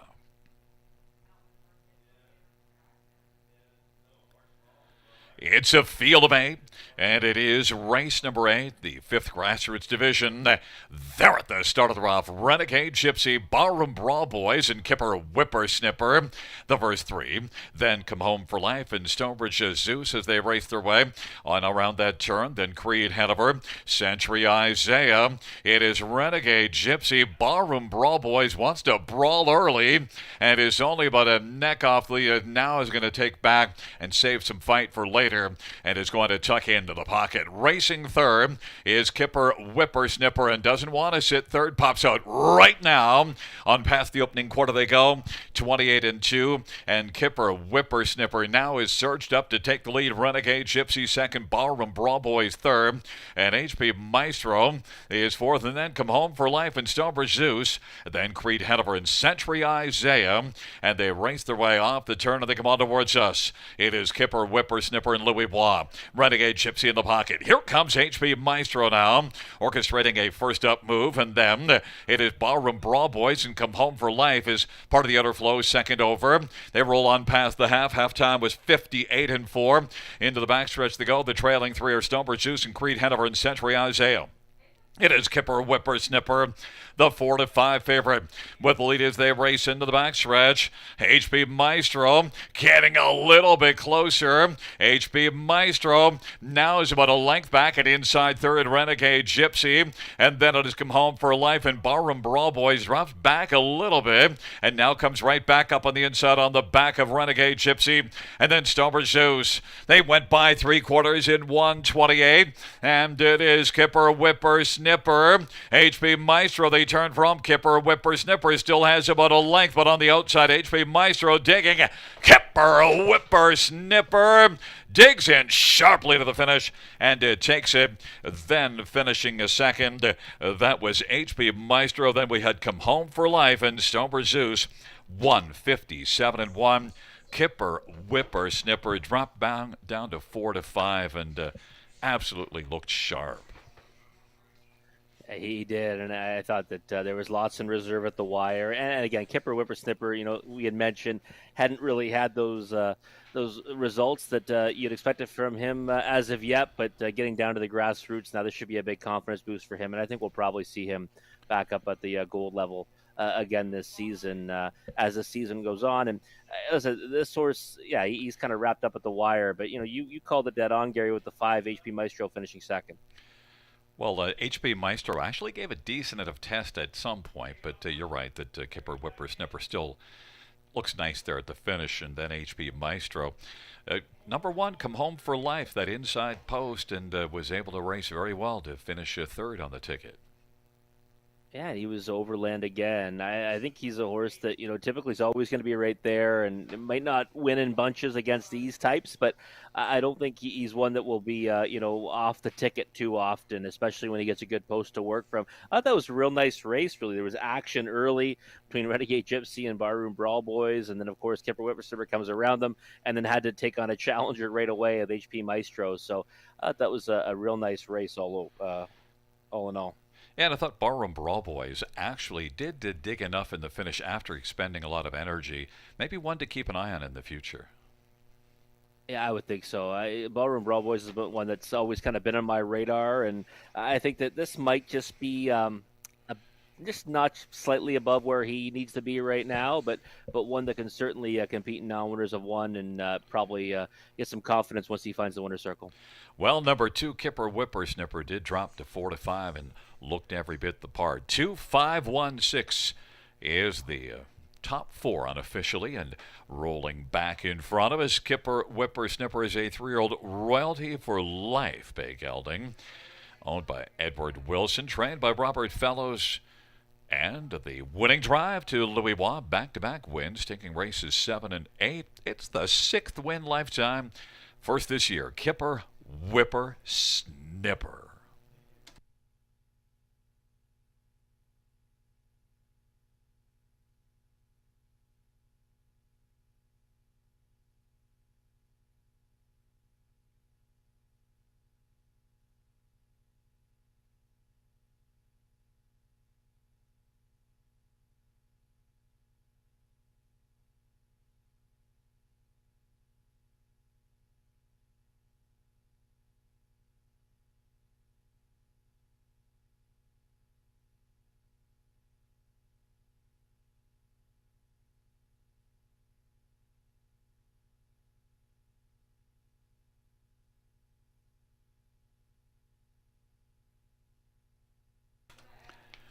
The eighth race payouts to Kipper Whipper Snipper, 380, 260, and 280. 5 HB Maestro, 270, 291. Come home for life, 580. $2 exactor, $9, $10 try, $16.85 super, $101.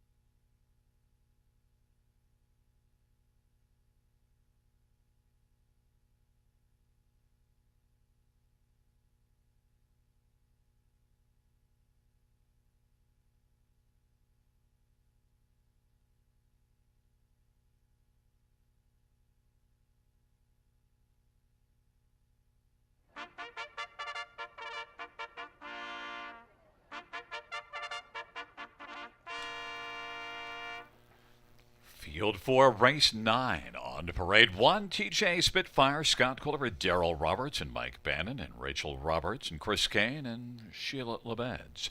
Number 2 is Birkin, Sylvain Lacaille for Kelly Duval Lacaille.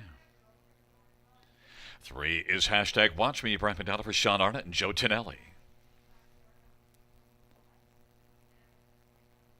Number 4 is Doc's Philly Cheese, Garrett Rooney for Brittany Kennedy and Money Clip Racing. Number 5 is Squadron Sister, Tyler Borth for Lindsay Kerr and David Dayton and Derek Romano and Robert Sims Jr. Number 6, Carson Star Choice, Travis Henry for Vicky Gregg and Bill Carson. And number 7 is Eddie's Crusade, Colin Kelly for Anthony Beaton and Hunt Racing. Number 8 is Words Escape Me, Lauren House for Scott McNiven and Thomas Broadhurst and Donald Douglas and Shirley Griffin. 9 is Jose Canscoot, Steve Byron for Vivian Donnie and Steve Shares in ownership. Field of 9, the Prospect Series First Division. Let's get a look at this field. And, well, we're first up going to look at 3, hashtag Watch Me. I went with the 4 on top, but you're getting the value at 7-1 on hashtag Watch Me. And I do respect that. This is a one that, well, I remember your line, what you do with that last race, Rob. What do you do with that last line?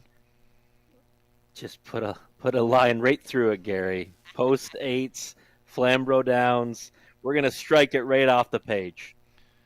So hashtag Watch Me, sell me, 7-1.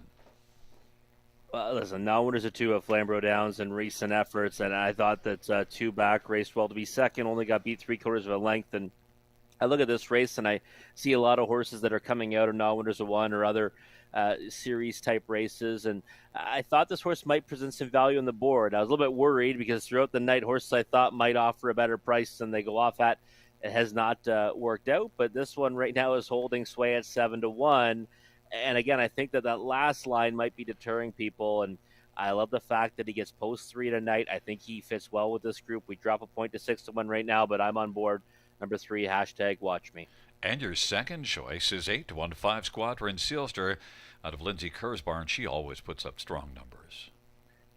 Yeah, I'm a big fan of Lindsay Kerr as a trainer, and this is going to be first start out of her barn. And I thought the last effort was a decent one to finish third when Tyler Borth was aboard, and he's back in the sulky tonight. Nice score down there, and a little bit, a couple skips in at the end there when just finishing off his scoring down. And you don't see a lot of flashy performances in the program with this one, but I just thought that reason to improve, right? Barn change, better effort last time.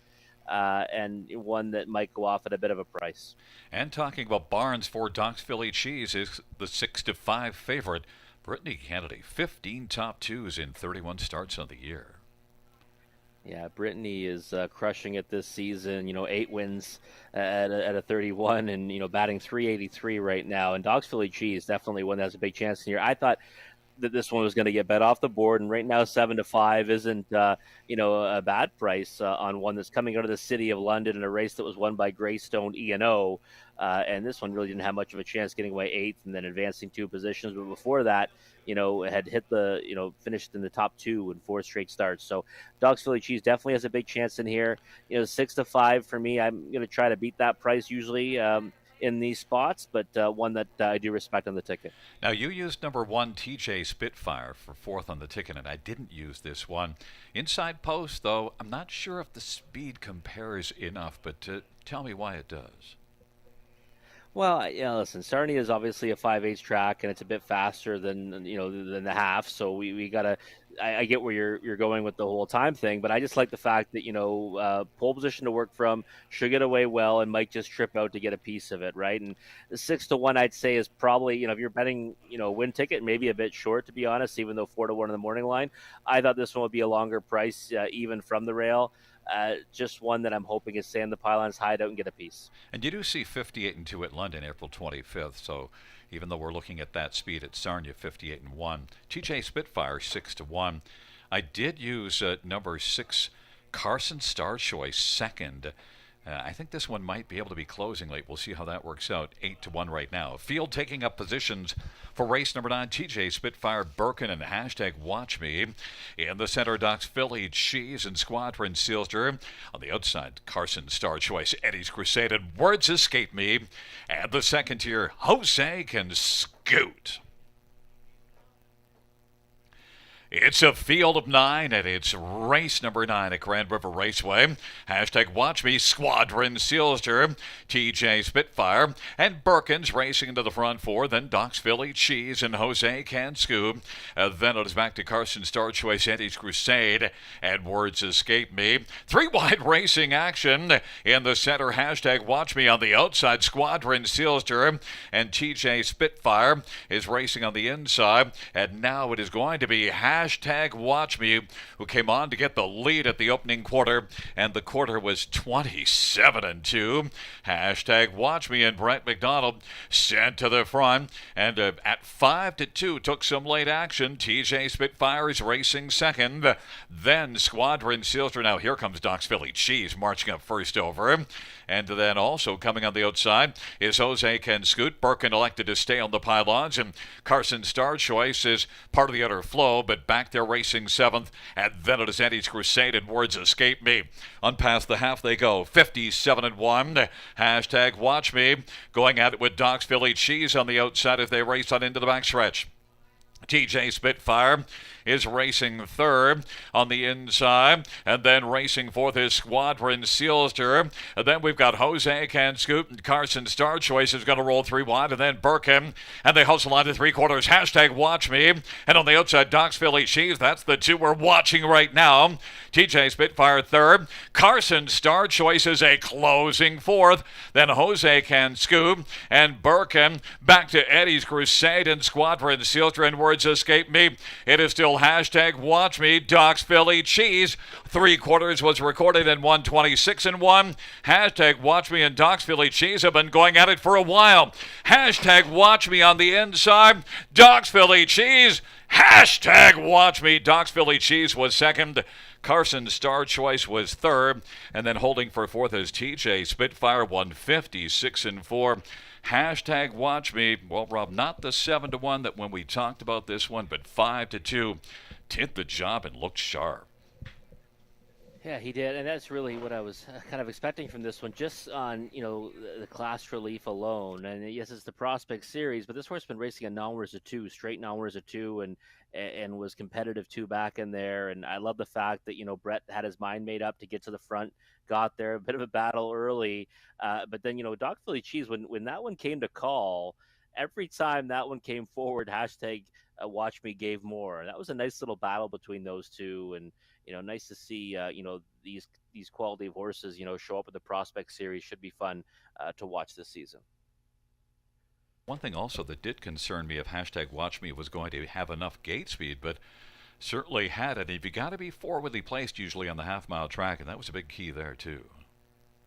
Oh, it was for sure. And I mean, Squadron Sealster was stacked up 3 wide there. Got a little bit worried about that because I thought maybe that one might keep trucking on, but Tyler Borth was able to, fit into a pretty slim spot there in the 3-hole, and that let this one kind of have things on the engine until, Doc's Philly's Cheese came to call. And again, I was hoping for a better price. I thought we might get it on this one, like not the 8-1, but maybe 4-1.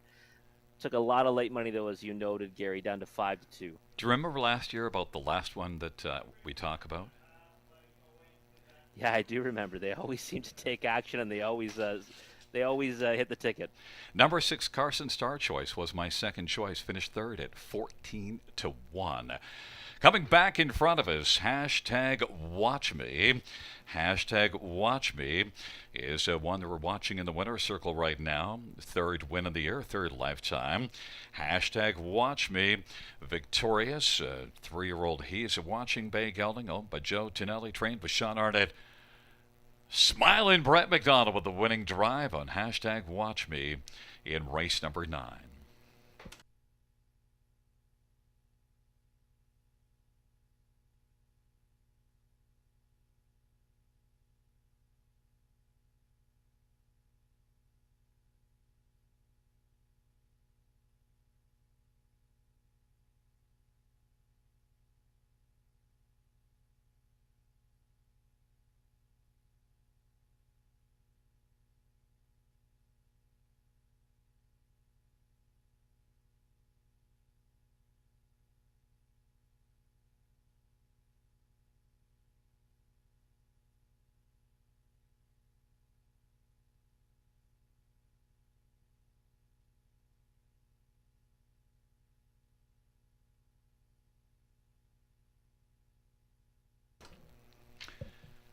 Ninth race payout, 3 hashtag watch me, 760.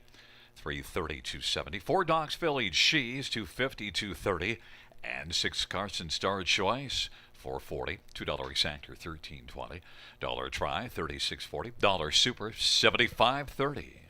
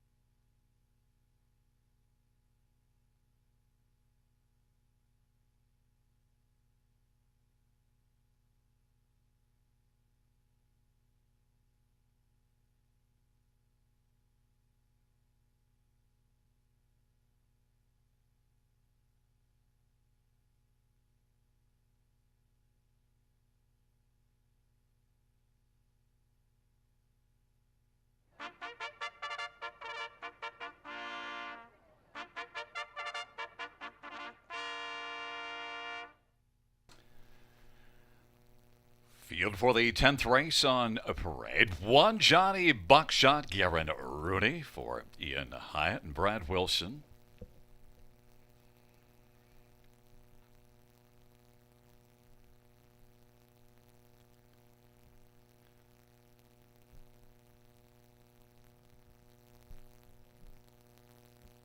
Number 2 is Lucky's Victory, Steve Byron for Gino Cicero. Number 3 is Sir Ballyheel, Scott Quiller for Joshua McKibben and Ballyheel Racing.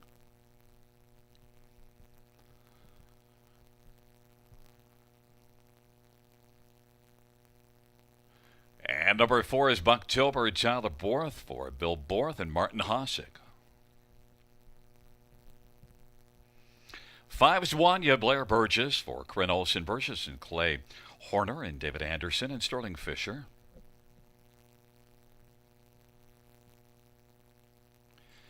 Number 6 is PC Double Down, Curtis Clements for Amy Clements. Number 7 is Arch Ruler, Bruce Richardson for John Holding and Morley Bosworth. And number 8 is Sir Nick, Trailer Post, Anthony Hahn for Susie Kerwin and SNR Racing and David Nickel. 10th dash.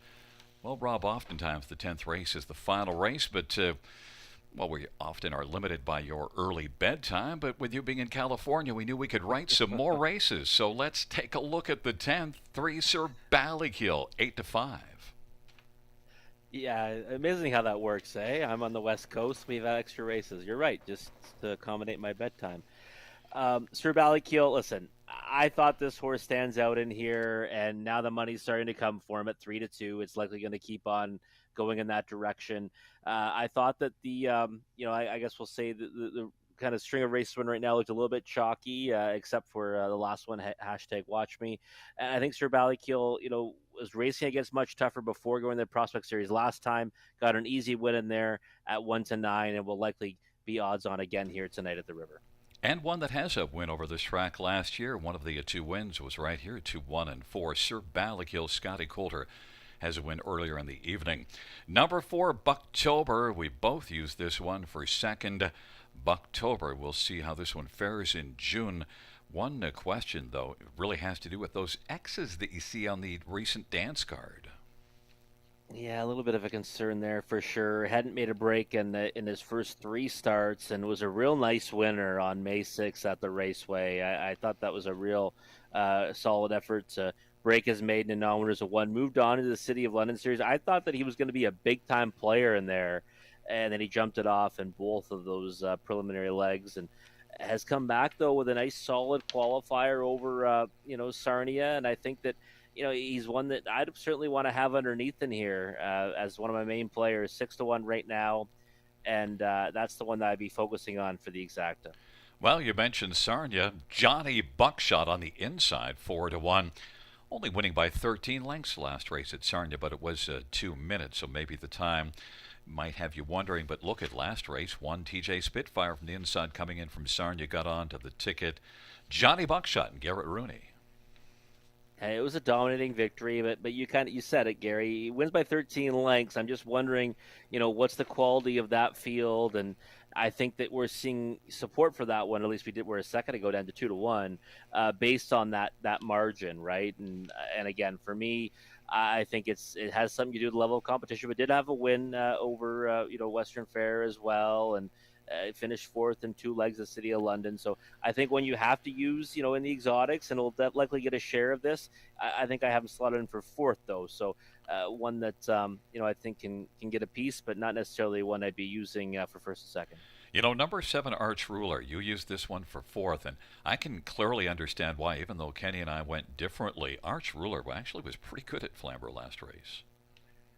Yeah, I thought so. I watched that replay to see, how he raced, and if it wasn't for post 7, I likely would have actually put this horse up for 3rd ahead of Johnny Buckshot. Johnny Buckshot is my 3rd choice, but 30-1 right now, certainly worth taking a flyer on, because if you go further down, you see those open non-winners of 2 classes, and we see that just fared pretty well in the prospect series. And I think that Arch Ruler has been racing against, better.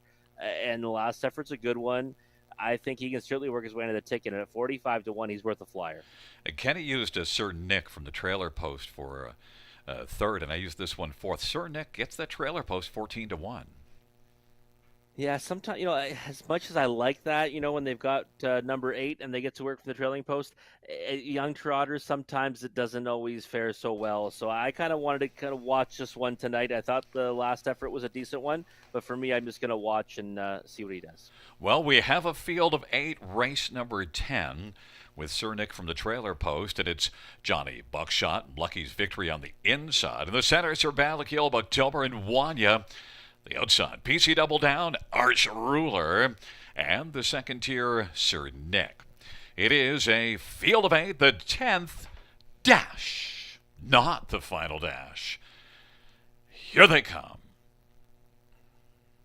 There at the start of the ride, Lucky's Victory. From the outside, Arch Ruler is getting out well. Sir Balakil and Bucktober, and Johnny Buckshot on the inside. But it is Lucky's Victory who's got the lead right now. And Sir Balakil now on the outside. Arch Ruler has moved up, and Arch Ruler has taken over his second and is going to get to the pylon. Sir Balakil is third. Johnny Buckshot is fourth in line. Bucktober is caught on the outside fifth and is trying to find a seat. Then along to the inside, it is back further to Sir Nick, and then we've got Wanya and PC Double Down.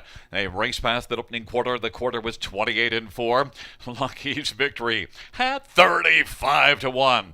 Leads Arch Ruler at 50-1. And then it is Sir Balakil now coming to the outside, and then it is Bucktober who's spotted second over fourth. On the inside, Johnny Buckshot. Then we've got Sir Nick on the outside. Then it is back to Wanya and PC Double Down, and Sir Balakil now is going to grab the lead just past the half. Halftime was 1 minute and 2/5, and now it is Sir Balakil and Scotty Coulter on the lead. On the outside, Arch Ruler has moved up and taken second. Lucky's Victory is racing third. Johnny Buckshot is fourth, and then Bucktober is on the outside, and Bucktober a little bit rough, but on the outside is racing fourth, and then Johnny Buckshot is fifth, and then it is back further to Sir Nick, who's kicking in late, and PC Double Down, and then Wanya.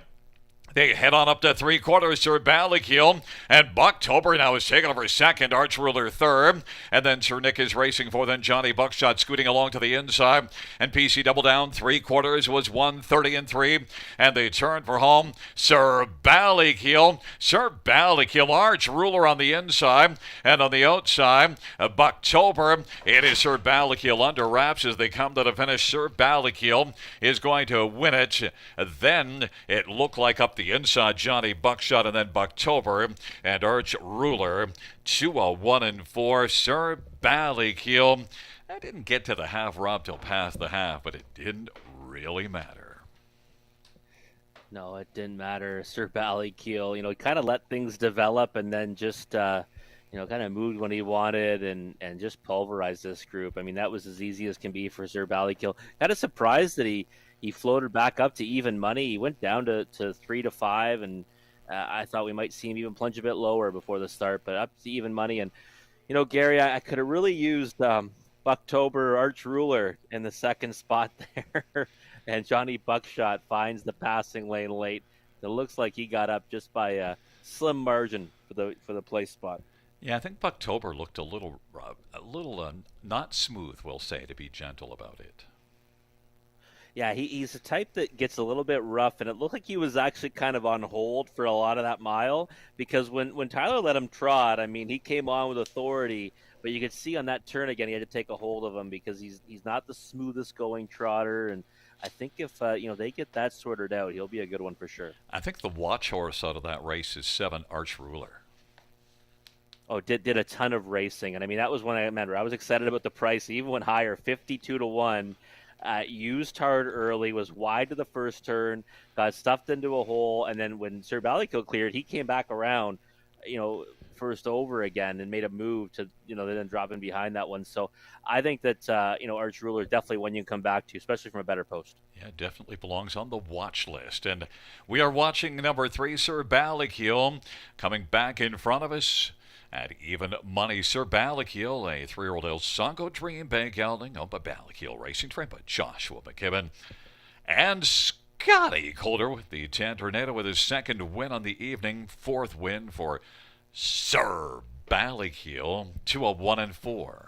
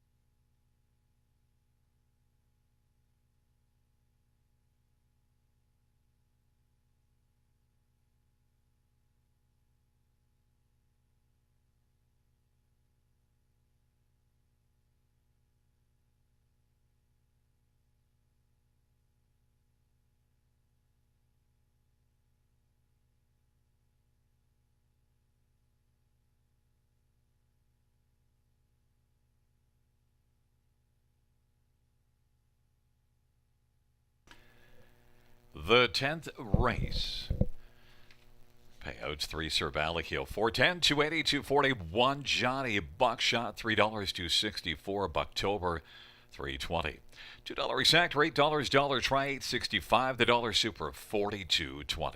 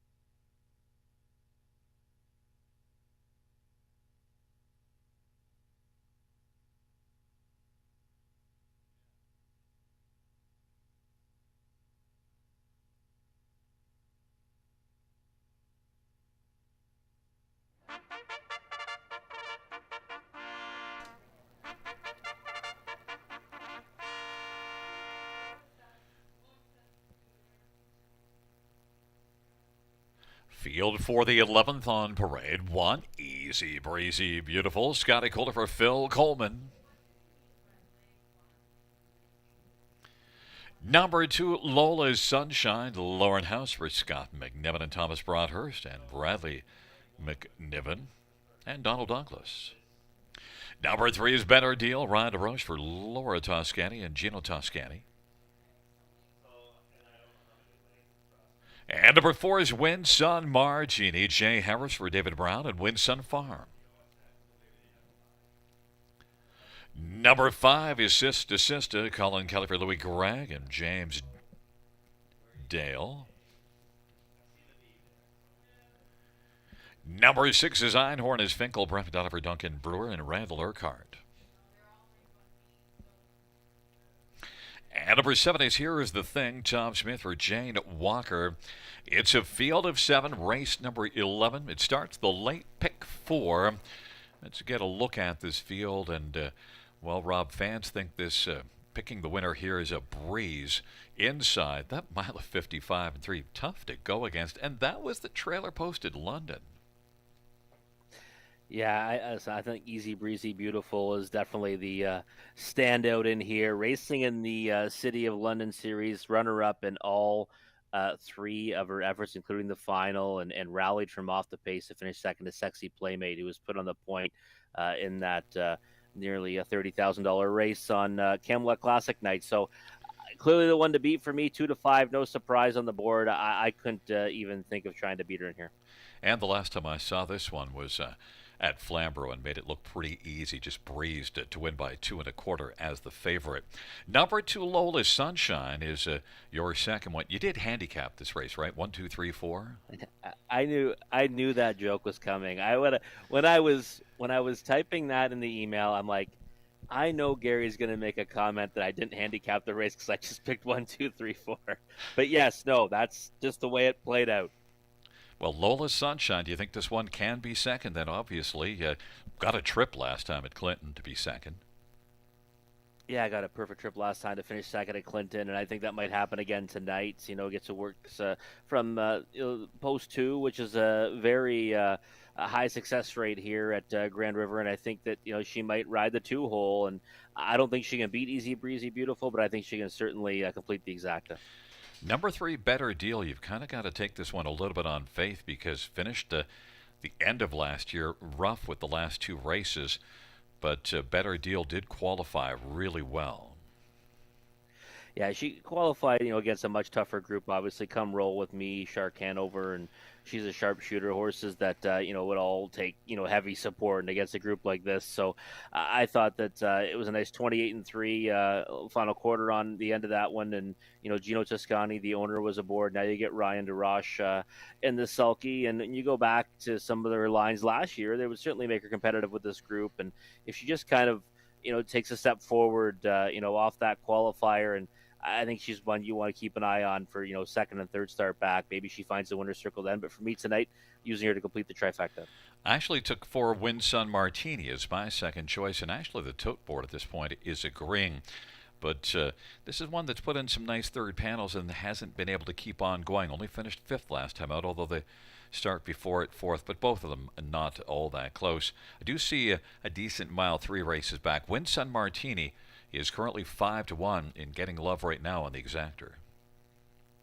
And she's won twice this year. Only other horse to do that is our 1 to 5 favorite, right? So that's certainly going forward. And we were talking earlier about horses that have been racing anomalous. The 2 already made it to that level in the Prospect Series, and she's one of them. She's raced at that level 3 times and did have a second, only beaten a neck. So I think her last 2, you can kind of take them with a grain of salt. She was racing from well out of it, and I think she'll be closer tonight. So I've got her in for 4th, but I don't begrudge anyone bumping her up to the 2nd spot. The one that I think might outrace its odds is Einhorn as Finkel. Now, look, it hasn't done a lot this year, but this was a decent one last year and shows enough speed, just needs some more form. Yeah, 18 to 1. Might as well throw that one at the bottom end of your superfecta. We'll see if it's the last one mentioned angle as they're taking up their positions for race number 11. Easy Breezy Beautiful, Lola's Sunshine on the inside, Better Deal, Win Sun Martini, and Sista Sista to the outside. Einhorn is Finkel, and here's the thing. It's a field of 7. It's the 11th dash on a Friday night at the river. Here they come. Giddy up.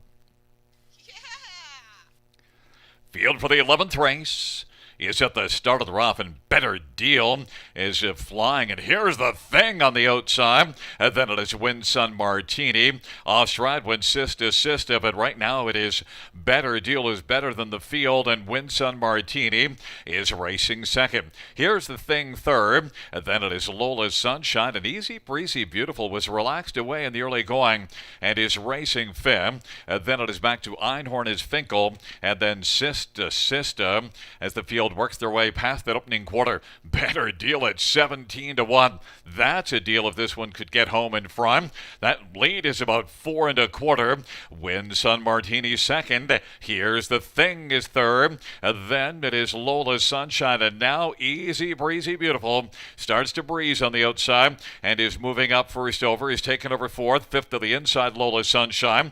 Then it is Einhorn is Finkel, and back to Sista.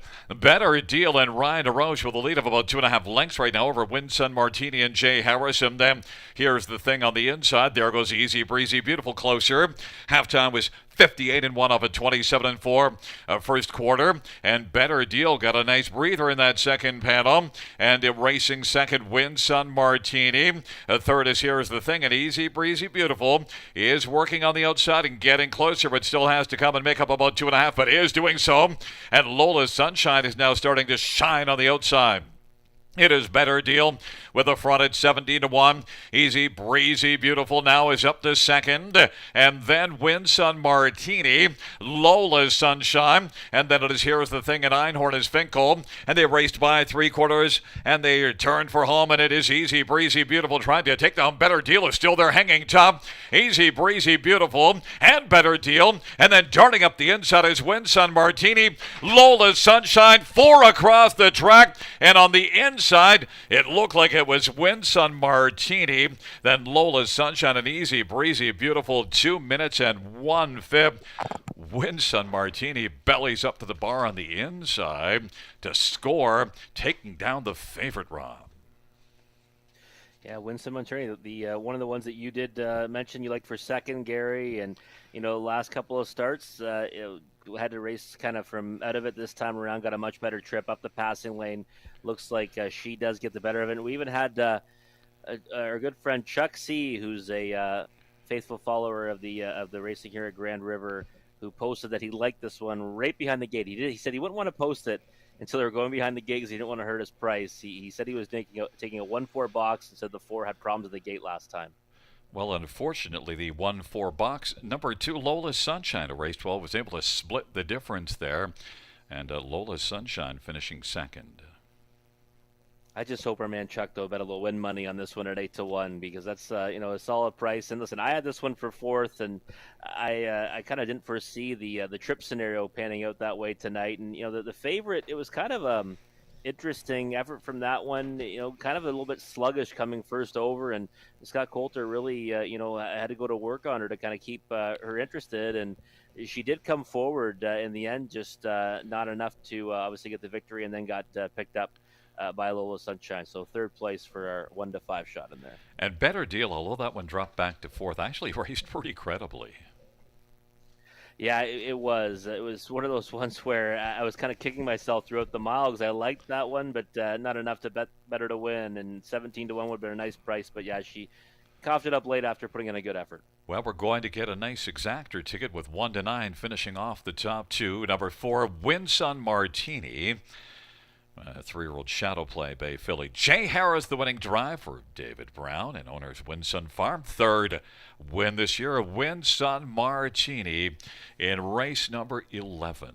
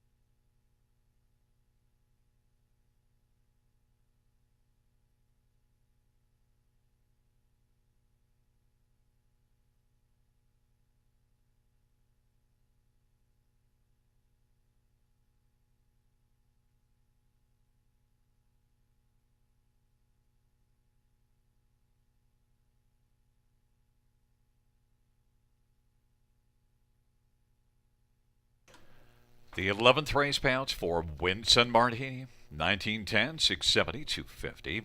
To Lola's Sunshine, 1460 and 340, and one easy, breezy, beautiful 210. $2 exactor, 142.50. Dollar try, 100. 1935. Dollar superfecta, 361.45.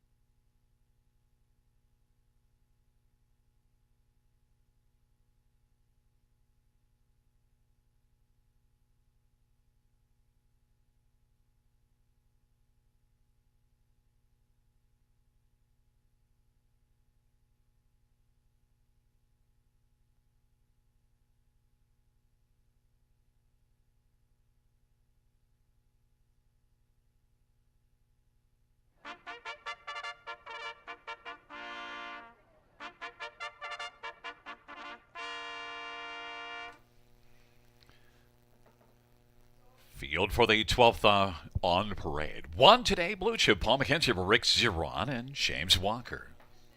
Number 2 is No Time, Jay Harris, Rory Brethren, Doug Millard, and Barry McLennan. Number 3, She Is a Beauty, Jason Ryan for Gerard Demers and Jean Meroy. Number 4, Novella Seals for Colin Keller for Ben Wallace and Wallace Standards and Daniel Plouffe and Dean Lockhart. 5 is Million Angels, Steve Byron for Gino Cicero. Number 6, Dustin's Girl, Brad Padonna for Ted McDonnell and Leonard Gamble. And 7 is Marrakesh, Sylvain Lacaille for Alan Fair and Elizabeth Fair. Field of 7, 12th race. Let's look at this field, Rob. And number 4, Novella Sealster, 3 to 5 on the board. Beat JMR Sporty Mel last time out, going all the way on top at Flamborough. And we saw JMR Sporty Mel win already earlier this evening. Yeah, it's a great form reference for Novella Sealster. You know, my top choice in the race. And again, 3 to 5 right now on this one, I would say is certainly a touch short on the board and not one I'd be in a hurry to rush out and bet at that price, but is my top choice in the race. And thought it was a good effort last time, and it's always nice when you see the one that they beat come back to be victorious their next start. And also, with all that action, maybe if you have to look elsewhere, maybe number 3, She's a Beauty. The thing that is kind of curious here, made a break last time out, so it is just the second start of the year, but this one won here last year in 56 and 1, and also was third from post 8, so we know this one can get over the half. She's a Beauty. The question mark will be the break, but listen, both of them, 3 and 4, Novella Sealster can leave. Is it more likely that the 4 makes the lead because maybe Jason Ryan might be a little more careful off the gate because of coming in off of a break? Yeah, certainly you think a flat line is the main objective tonight for She's a Beauty, but I could see them lining up like that. I mean, we've certainly seen speed from both of them, so I think the plan would be, you know, she looks pretty lively on the track right now, get off the gate and release one like Novella Sealster. There's no problem sitting a 2-hole trip to one that's 2 to 5, that's for sure. Number 5, Million Angels, is 9 to 1 on the board, and this is one that's coming in off of the City of London finals, so has raced it tougher last time. Oh, and Million Angels put up a big mile of 55 and 4, but not a sunk-along mile, 27 and 4 final quarter. Yeah, it was a nice effort to finish 4th in there, and she's been one that kind of picks up prizes. You know, even though she's only got 1 win in 9 starts and hit the board 3 times, you can see that she's earned a check in all of her last 5, and you know, picked up a piece in every leg of that City of London before finishing 4th in the final. So to me, she's a useful type and one that I've got no problem using on the Trifecta Super. Even the exact at a price like 11 to 1. I thought that she's been racing, you know, a little better even than her paper shows. So I wouldn't be surprised to see her get a big piece of it. I think 11 to 1 is a good price. And number 2, No Time, unlike Million Angels, does manage to get on the top 2 more regularly. No Time with a couple of wins and a second. And look at last start, was second to Sauble Amber. Now that one got beat, but it was a very tough effort for Sauble Amber this evening, just getting caught. No Time is credible, 9 to 2, now 7 to 2. Second choice on the board.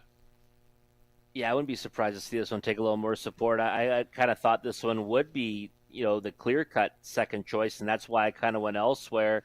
I hit the board in 5 of 7 so far this year. Good post to work from, and like you had mentioned, been racing well as of late, finishing second last time to Sauble Amber. So down to 3 to 1 now. Wouldn't be surprised to see it even go a tick lower to like 5 to 2 or so. But one that I certainly, you know, respect somewhere on the ticket, but a 4th choice for me.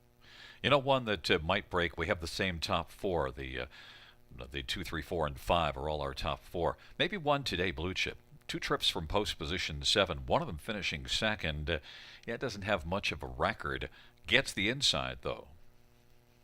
Yeah, always love that, right? You see post 7 now, the pole position to work from 10 to 1 on the board, and you know, really last time I had this post, first start back off a layoff, so you don't expect too much that time. So maybe we'll see more tonight.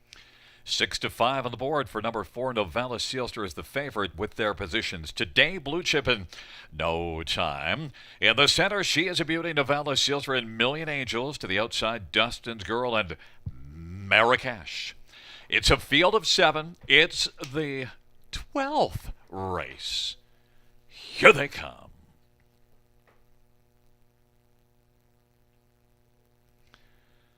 Field for the 12th is at the start of the rough, and she's a beauty. Novella seals her, and no time. And then today, Blue Chip, Million Angels, Dustin's Girl, and Marrakesh, and they work their way into the backstretch, and she's a beauty. And Jason Ryan with the lead, but now Novella Sealter is going to drive on the outside, and Novella Sealter and Colin Kelly will clear the front. She's a beauty, is right there in the pocket. No time is third. Then today, Blue Chip is right now fourth, Million Angels fifth, and well back Dustin's Girl and Marrakesh. Novella Sealster.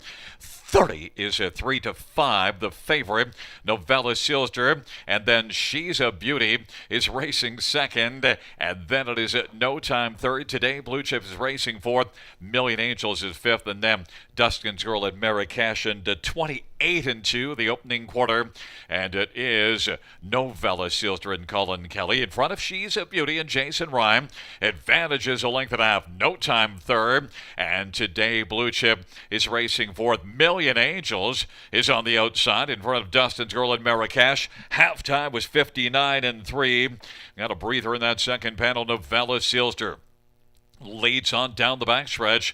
She's a Beauty, though, is staying there second, 2 lengths in arrears, and now there goes Million Angels moving up on the outside. Then it is back to No Time. Today, Blue Chip, and then we've got Marrakesh and Dustin's Girl. They race their way on towards three quarters. Novella Sealster, She's a Beauty, is closed up in the pocket, and Million Angels now has come on to within about 2 lengths of the lead of Novella Sealster, who still looks good on top, though.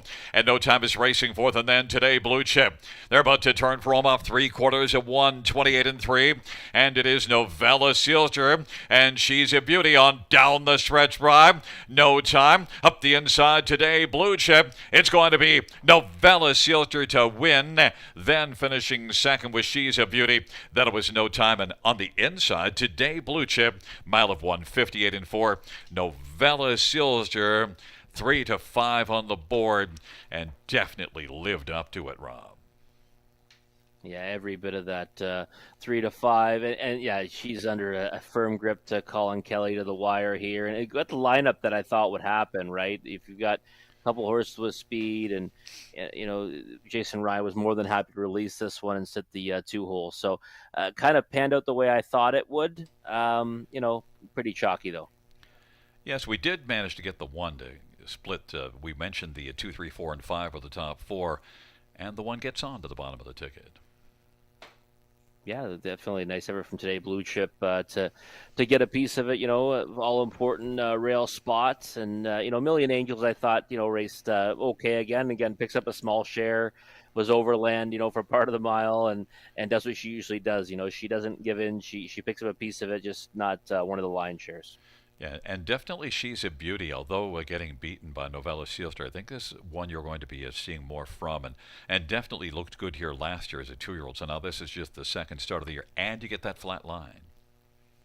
Yeah, definitely, and much needed, like we mentioned before, right? You've got a break in your back pocket. You want to now get a flat line. Nice effort from that one. And you know what? This exacta, if the probables are correct, what I'm reading right now is paying $13, which just seems like a monstrous overlay. Yeah, you just grabbed yourself the 4-3, which is what you took, and it came in that way.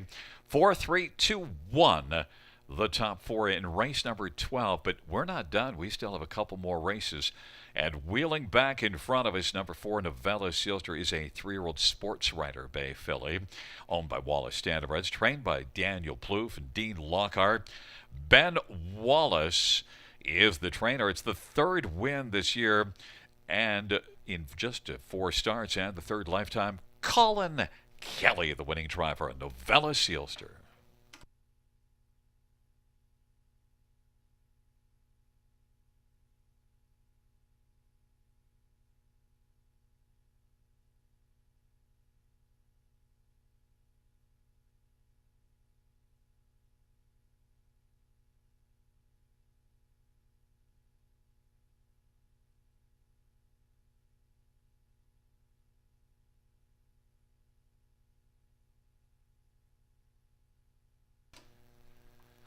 The 12th race payouts for Novella Seals are 330, 270, and 210.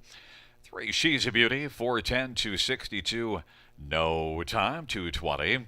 $2 exactor, $12.90 try, $10.40 super, 50, 55.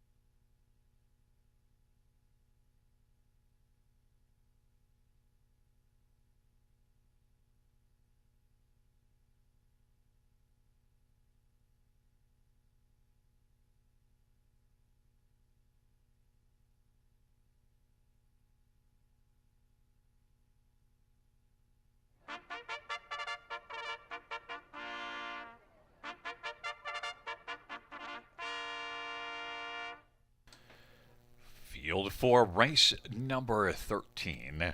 On parade 1 is Donahue Sealter, Travis Henry for Chris Haskell, and Grant Shelton and Stanley Henderson. Number 2 is Grammy's Call. Andy Moore for John Marshall and Marlene Marshall. 3 is Shanghai Kai. It's Lauren House for Scott McNiven and Kimberly McNiven. Number 4 is Moonwatcher, Dan Meegans for Janice Van Nest and Phil Kitano. And 5 is Radar Enforced, Jason Ryan for Joe Squires and Bobby Weinhold Harris and Crazy Pirate Farm. And number 6 is Odds Amores, Colin Kelly for Robert Fellows and Wayne McRae and Daniel Ross. Number 7, Almost There Boss, Scott Quiller for Harry Polton and the stable. And number 8 is Shadow Moon Rising, Tyler Borth for Dale Fritz and Rick Ryer and Paul Burbick. And a numbered company. Field of 8, the 13th dash, start of the late double. And Rob, you have number 7, Almost There Boss, on top, 1-2 on the board. So does everyone else. We have had 5 odds on favorites not to get the win this evening and go down. And so I went against the 7. Of course, I didn't know at the time that we'd have that many, but you're hanging tough, post position 7. Tell me why. Yeah, I just think Almost There Boss, figures against this group. Last time finished second to Greystone E&O in the final of the City of London, and that was a gritty effort from post 7 on that occasion. Went straight to the lead and held that one at bay for as long as he could before finally giving in the stretch. And I think Greystone E&O would be 1-9 in here, or even less if our pari-mutuel system allowed it. So it was an easy winner the time before that. Set the board in his last 3. I just think that Almost There Boss stands out in here. I really do. And he's shown that he has enough gate speed to overcome that outside draw. And I don't know if there's any horses that are fast enough off the switch that can really, hold him out. Not for the lead, just getting away well and then maybe making a move later on in the mile. But he just looks like he might be too tough for these. Number 6, Odds Amores, we just saw on the screen. And Odds Amores wasn't racing well at Mohawk and then really fired up at Flamborough. Was a heavy favorite last time out. Big last half, that last try at Mohawk as well. Yeah, it was racing a Nelmers 2 at Mohawk Park, right? We were talking earlier about horses racing a Nelmers 2 and the B tracks and how that's a significant, drop to going into the Prospect Series. And I think that, similar with this one, won last time on the front end at Flamborough Downs, and certainly is, I think, the main danger to Almost There Boss here. So right now 6-1, certainly the value of the 2, especially considering he was 2-1 in the morning line. Number 4, Moon Watcher. Mile of 56 last time out, so that was a decent mile. Moon Watcher is your third choice. The fans love this one. They have this one as the second choice on the board, 5-2. A little bit surprised by that right now. I thought Moon Watcher is one that certainly has a chance to hit the ticket in here. It was a solid effort last time overland for much of the way before finishing second, granted by a wide margin to Sharky Bear. But I think that 3-1's too short on this horse. That's one thing I'll say for sure. I think that he can hit the ticket, but I think he should be more in the range of 5 to 7-1. Just because I do think that you've got to put Almost There Boss ahead of him, and I would also put Odds Amores as well. And off 21 days last time before that start, and this one comes back on the regular rotation of 7 days. Moon Watcher. One more is one Donahue Sealster. Do you remember this horse from last year? I do. I think I do. From the trailer post, I beat your pick with this one with Chris Haskell last year. You write these down, eh? I just remembered. I see him and I thought, that loved him from the trailer post. Was able to take down Rob with this one. I tried him on top money. Here. Go ahead. I will bet money that you have in your announcer booth all kinds of notes written on the wall of the times that you got the better of me.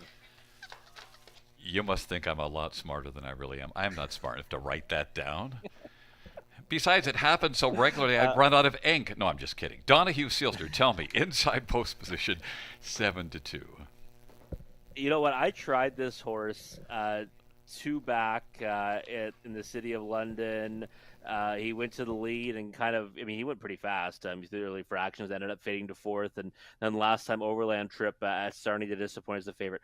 I kind of just jumped off the bandwagon this time around, but one that I think can certainly get a piece of it. 3-1, a little too short in my opinion, but I've got him pegged for fourth. Well, I have him pegged on top. Probably the second time isn't the charm. After getting him, I should have left well enough alone. But 9 to 5, I didn't want to go there. 9 to 5 is actually better than I thought we'd get with number 7. Almost there, boss. Scotty Coulter looks for a third win on the evening. It's a field of 8. The Prospect Series taking up positions. Donahue Sealster, Grammy's Call, Shanghai Kai on the inside. In the center, Moon Watcher, Radar enforced into the outside odds. Amores and Almost There, boss. And Shadow Moon Rising. It's a field of 8. The 13th dash. Here they come. It's a field of 8 for the 13th. They're into the stretch drive. They're at the start of the rough. Odds Amores will leave well with Almost There, boss. Shadow Moon Rising and Donahue Sealster on the inside.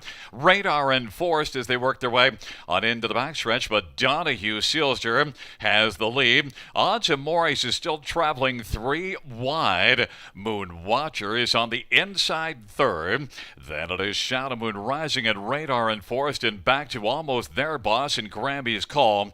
And then we've got Shanghai Kai and Odds Amores now is going to come on and take the lead at the opening quarter in front of Donahue Sealster.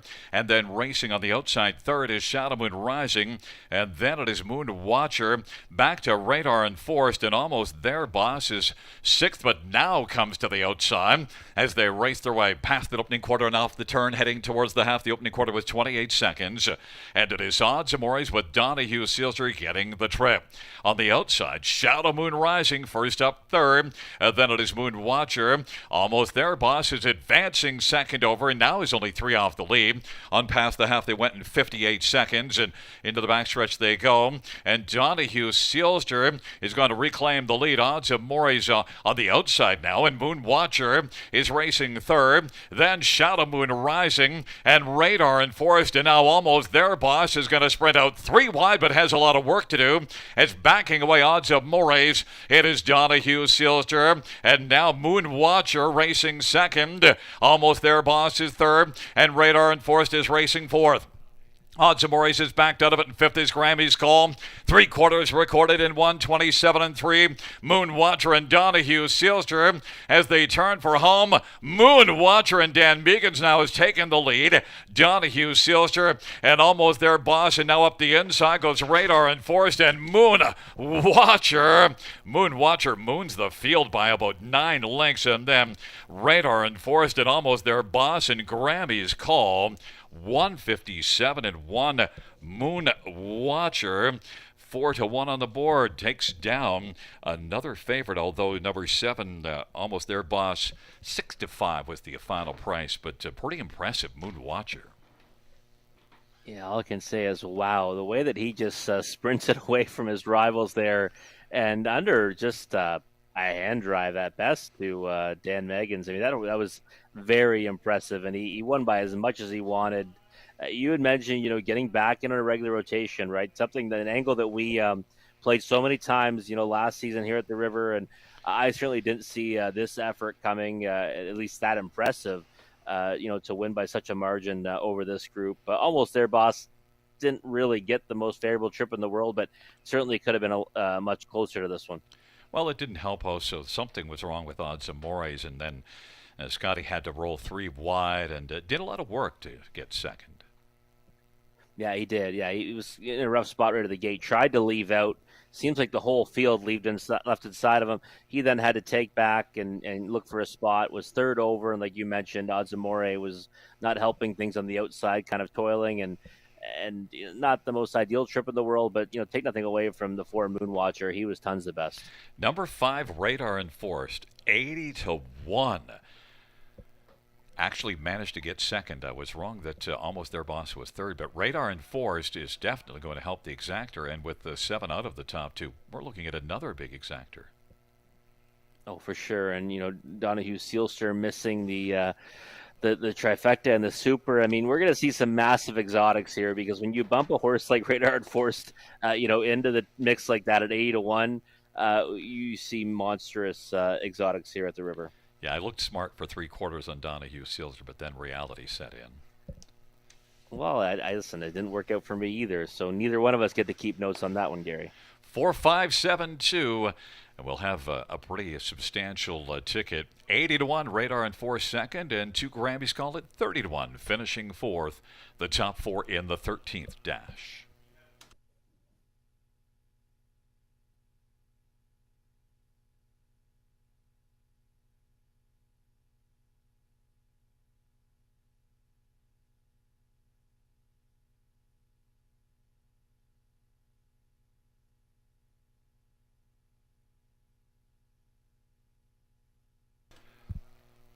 In front of us, the winner of race number 13, number 4, Moon Watcher. 3-year-old He's Watching Black Coal.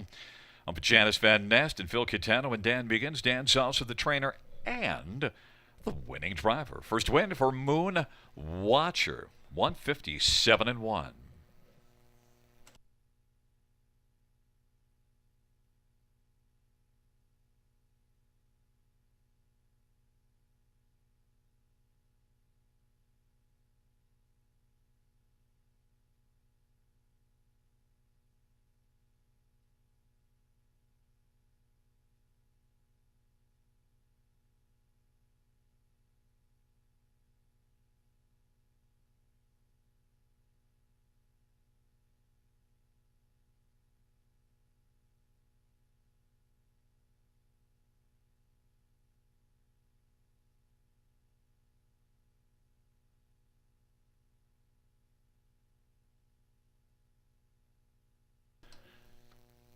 The 13th race payouts. Number 4, Moon Watcher, 1070, 770, and 380.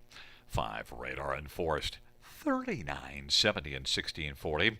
And 7, Almost There, Boss, 270. $2 Exactor, 228.60. Dollar Try, 369.05. A 20-cent Superfecta, 1,025.30.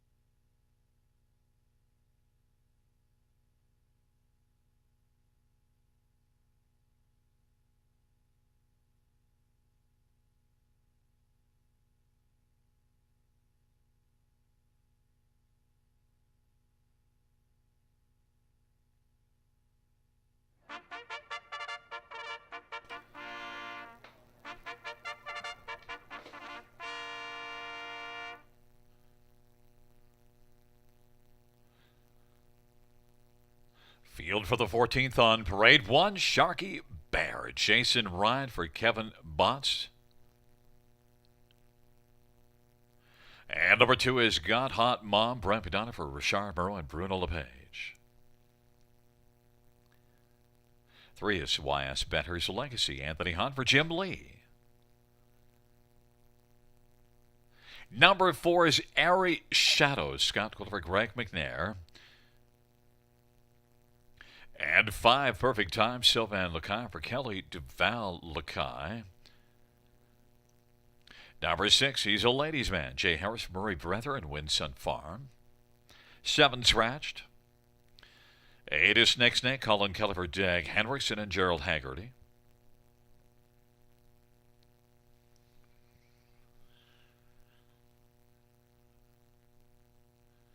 And number 9 is Lifeguard. Natasha Day for Rebecca Geisel and Rick Ryer.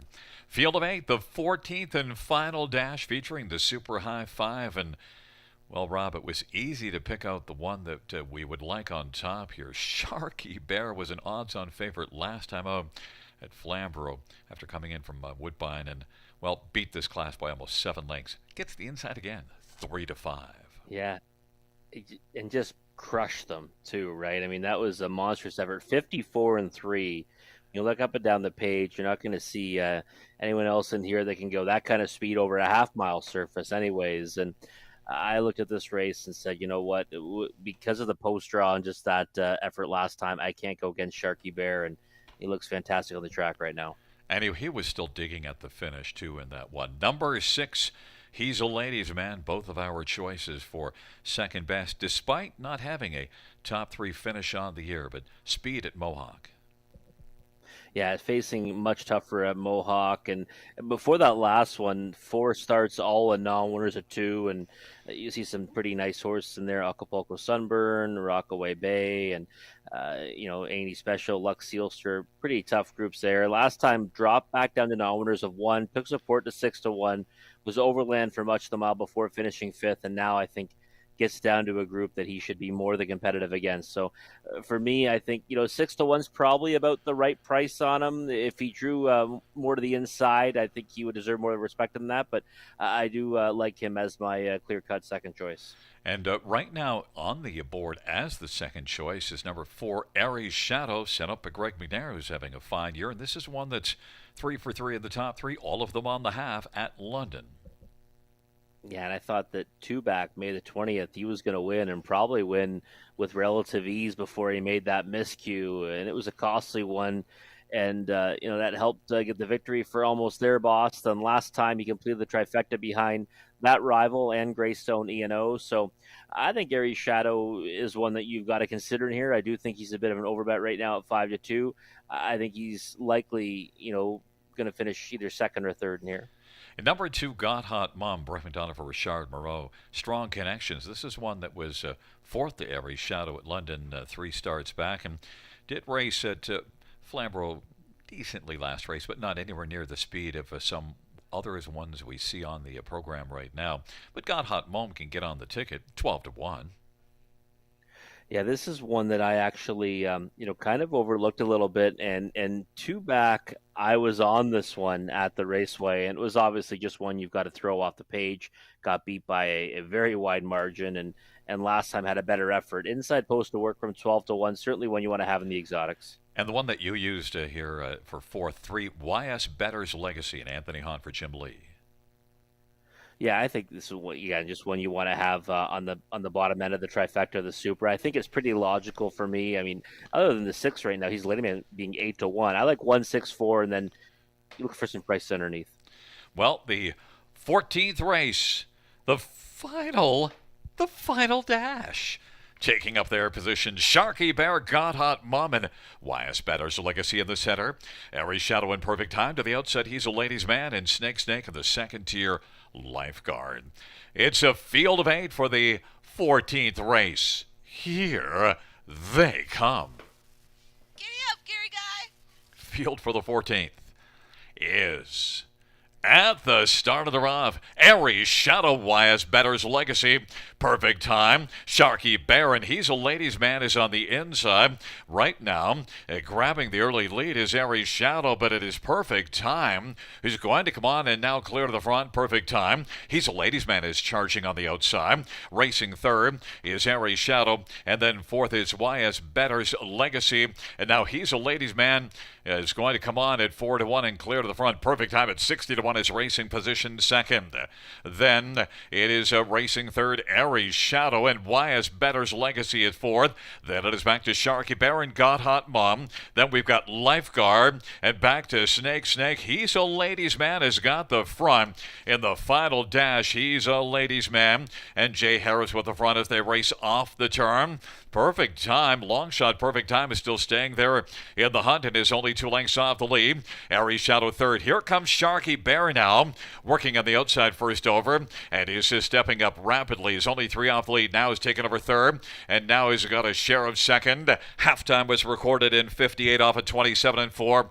Opening quarter, but he's a Ladies Man, and Sharky Bear is racing second. Perfect time. Now to the outside, YS Better's Legacy, and then Aries Shadow is back to fifth and now is popped to the outside and is going to grab fourth. His perfect time is running out of time. And then it is back to Lifeguard and Got Hot Mom. It is still He's a Ladies Man who's got the lead. Sharky Bear still has a bit of work to do.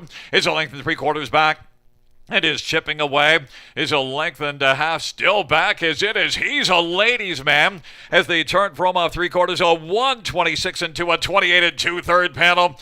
And He's a Ladies Man on down the stretch. Rive is going to get the upset of Sharky Bear. It is He's a Ladies Man, Sharky Bear. Then finishing third, Aries Shadow, and YS Better's Legacy is fourth, 156-4. Rob, you had the correct 4, but not in the right order. But then who did have in front of Sharky Bear? He's a Ladies Man. Yeah, it was a monstrous effort from He's a Ladies Man. As soon as he got to the front, I said, uh-oh, we might be in trouble here because this one hasn't really had that opportunity yet this year. He's been racing from off the pace, and he looked really sharp getting to the lead. And look at that under the wire. He's, under tight lines to Jay Harris. And I thought that a great drive by Jason Ryan on Sharky Bear. Got him into a good position, dropped in behind this one. Just didn't have the go to get past them and had to settle for second. Well, and not only that, He's a Ladies Man put up a big third quarter to say, hey, you're not just going to roll on by me easily, and then rolled away. Yeah, he did. Like I said, it was a real impressive effort, and this might be a good spot for this one going forward now, right? Was kind of, just picking up minor awards and struggling in numbers of 2 and numbers of 1 at Mohawk Park, and he could certainly make some hay in the Prospect Series this season. Number 4, Aries Shadow raced well to finish third, and then there were a bunch that were all at the price, but you picked out the right one, at least to round out the top 4, and that was at 25-1, number 3, YS Better's Legacy. Yeah, decent effort from that one, and really, this is one here where if you just kind of said, I'm going to use Sharky Bear first and second, wasn't too hard to get. It might pay okay with getting him beaten, putting a couple of bombs on the bottom end of it. It's a 6-1-4-3-2. By the way, enjoy going to Disney on Monday or on the weekend. Oh, yeah, thank you. That's the one day I have to take off, taking little Robbie to Disneyland on Monday. So I'll be back on Wednesday, though, sir. Okay, well, we will have a great time on Wednesday. And back in front of us is number 6. He's a Ladies Man. He's a Ladies Man. Jay Harris, the winning drive, driving double for Jay Harris. He's a Ladies Man. Is a 3-year-old Shadow Play gelding, Chestnut gelding, Winson Farm, the owner. Murray Brather is the trainer. And it's the first win this year. Second win lifetime. He's a Ladies Man.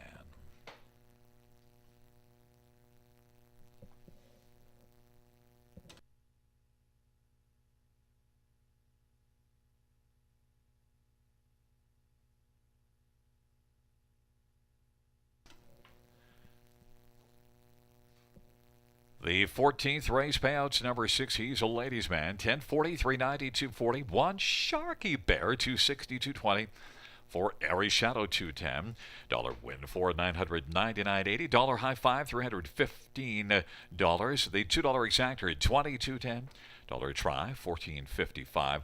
The $2 double, $42.30.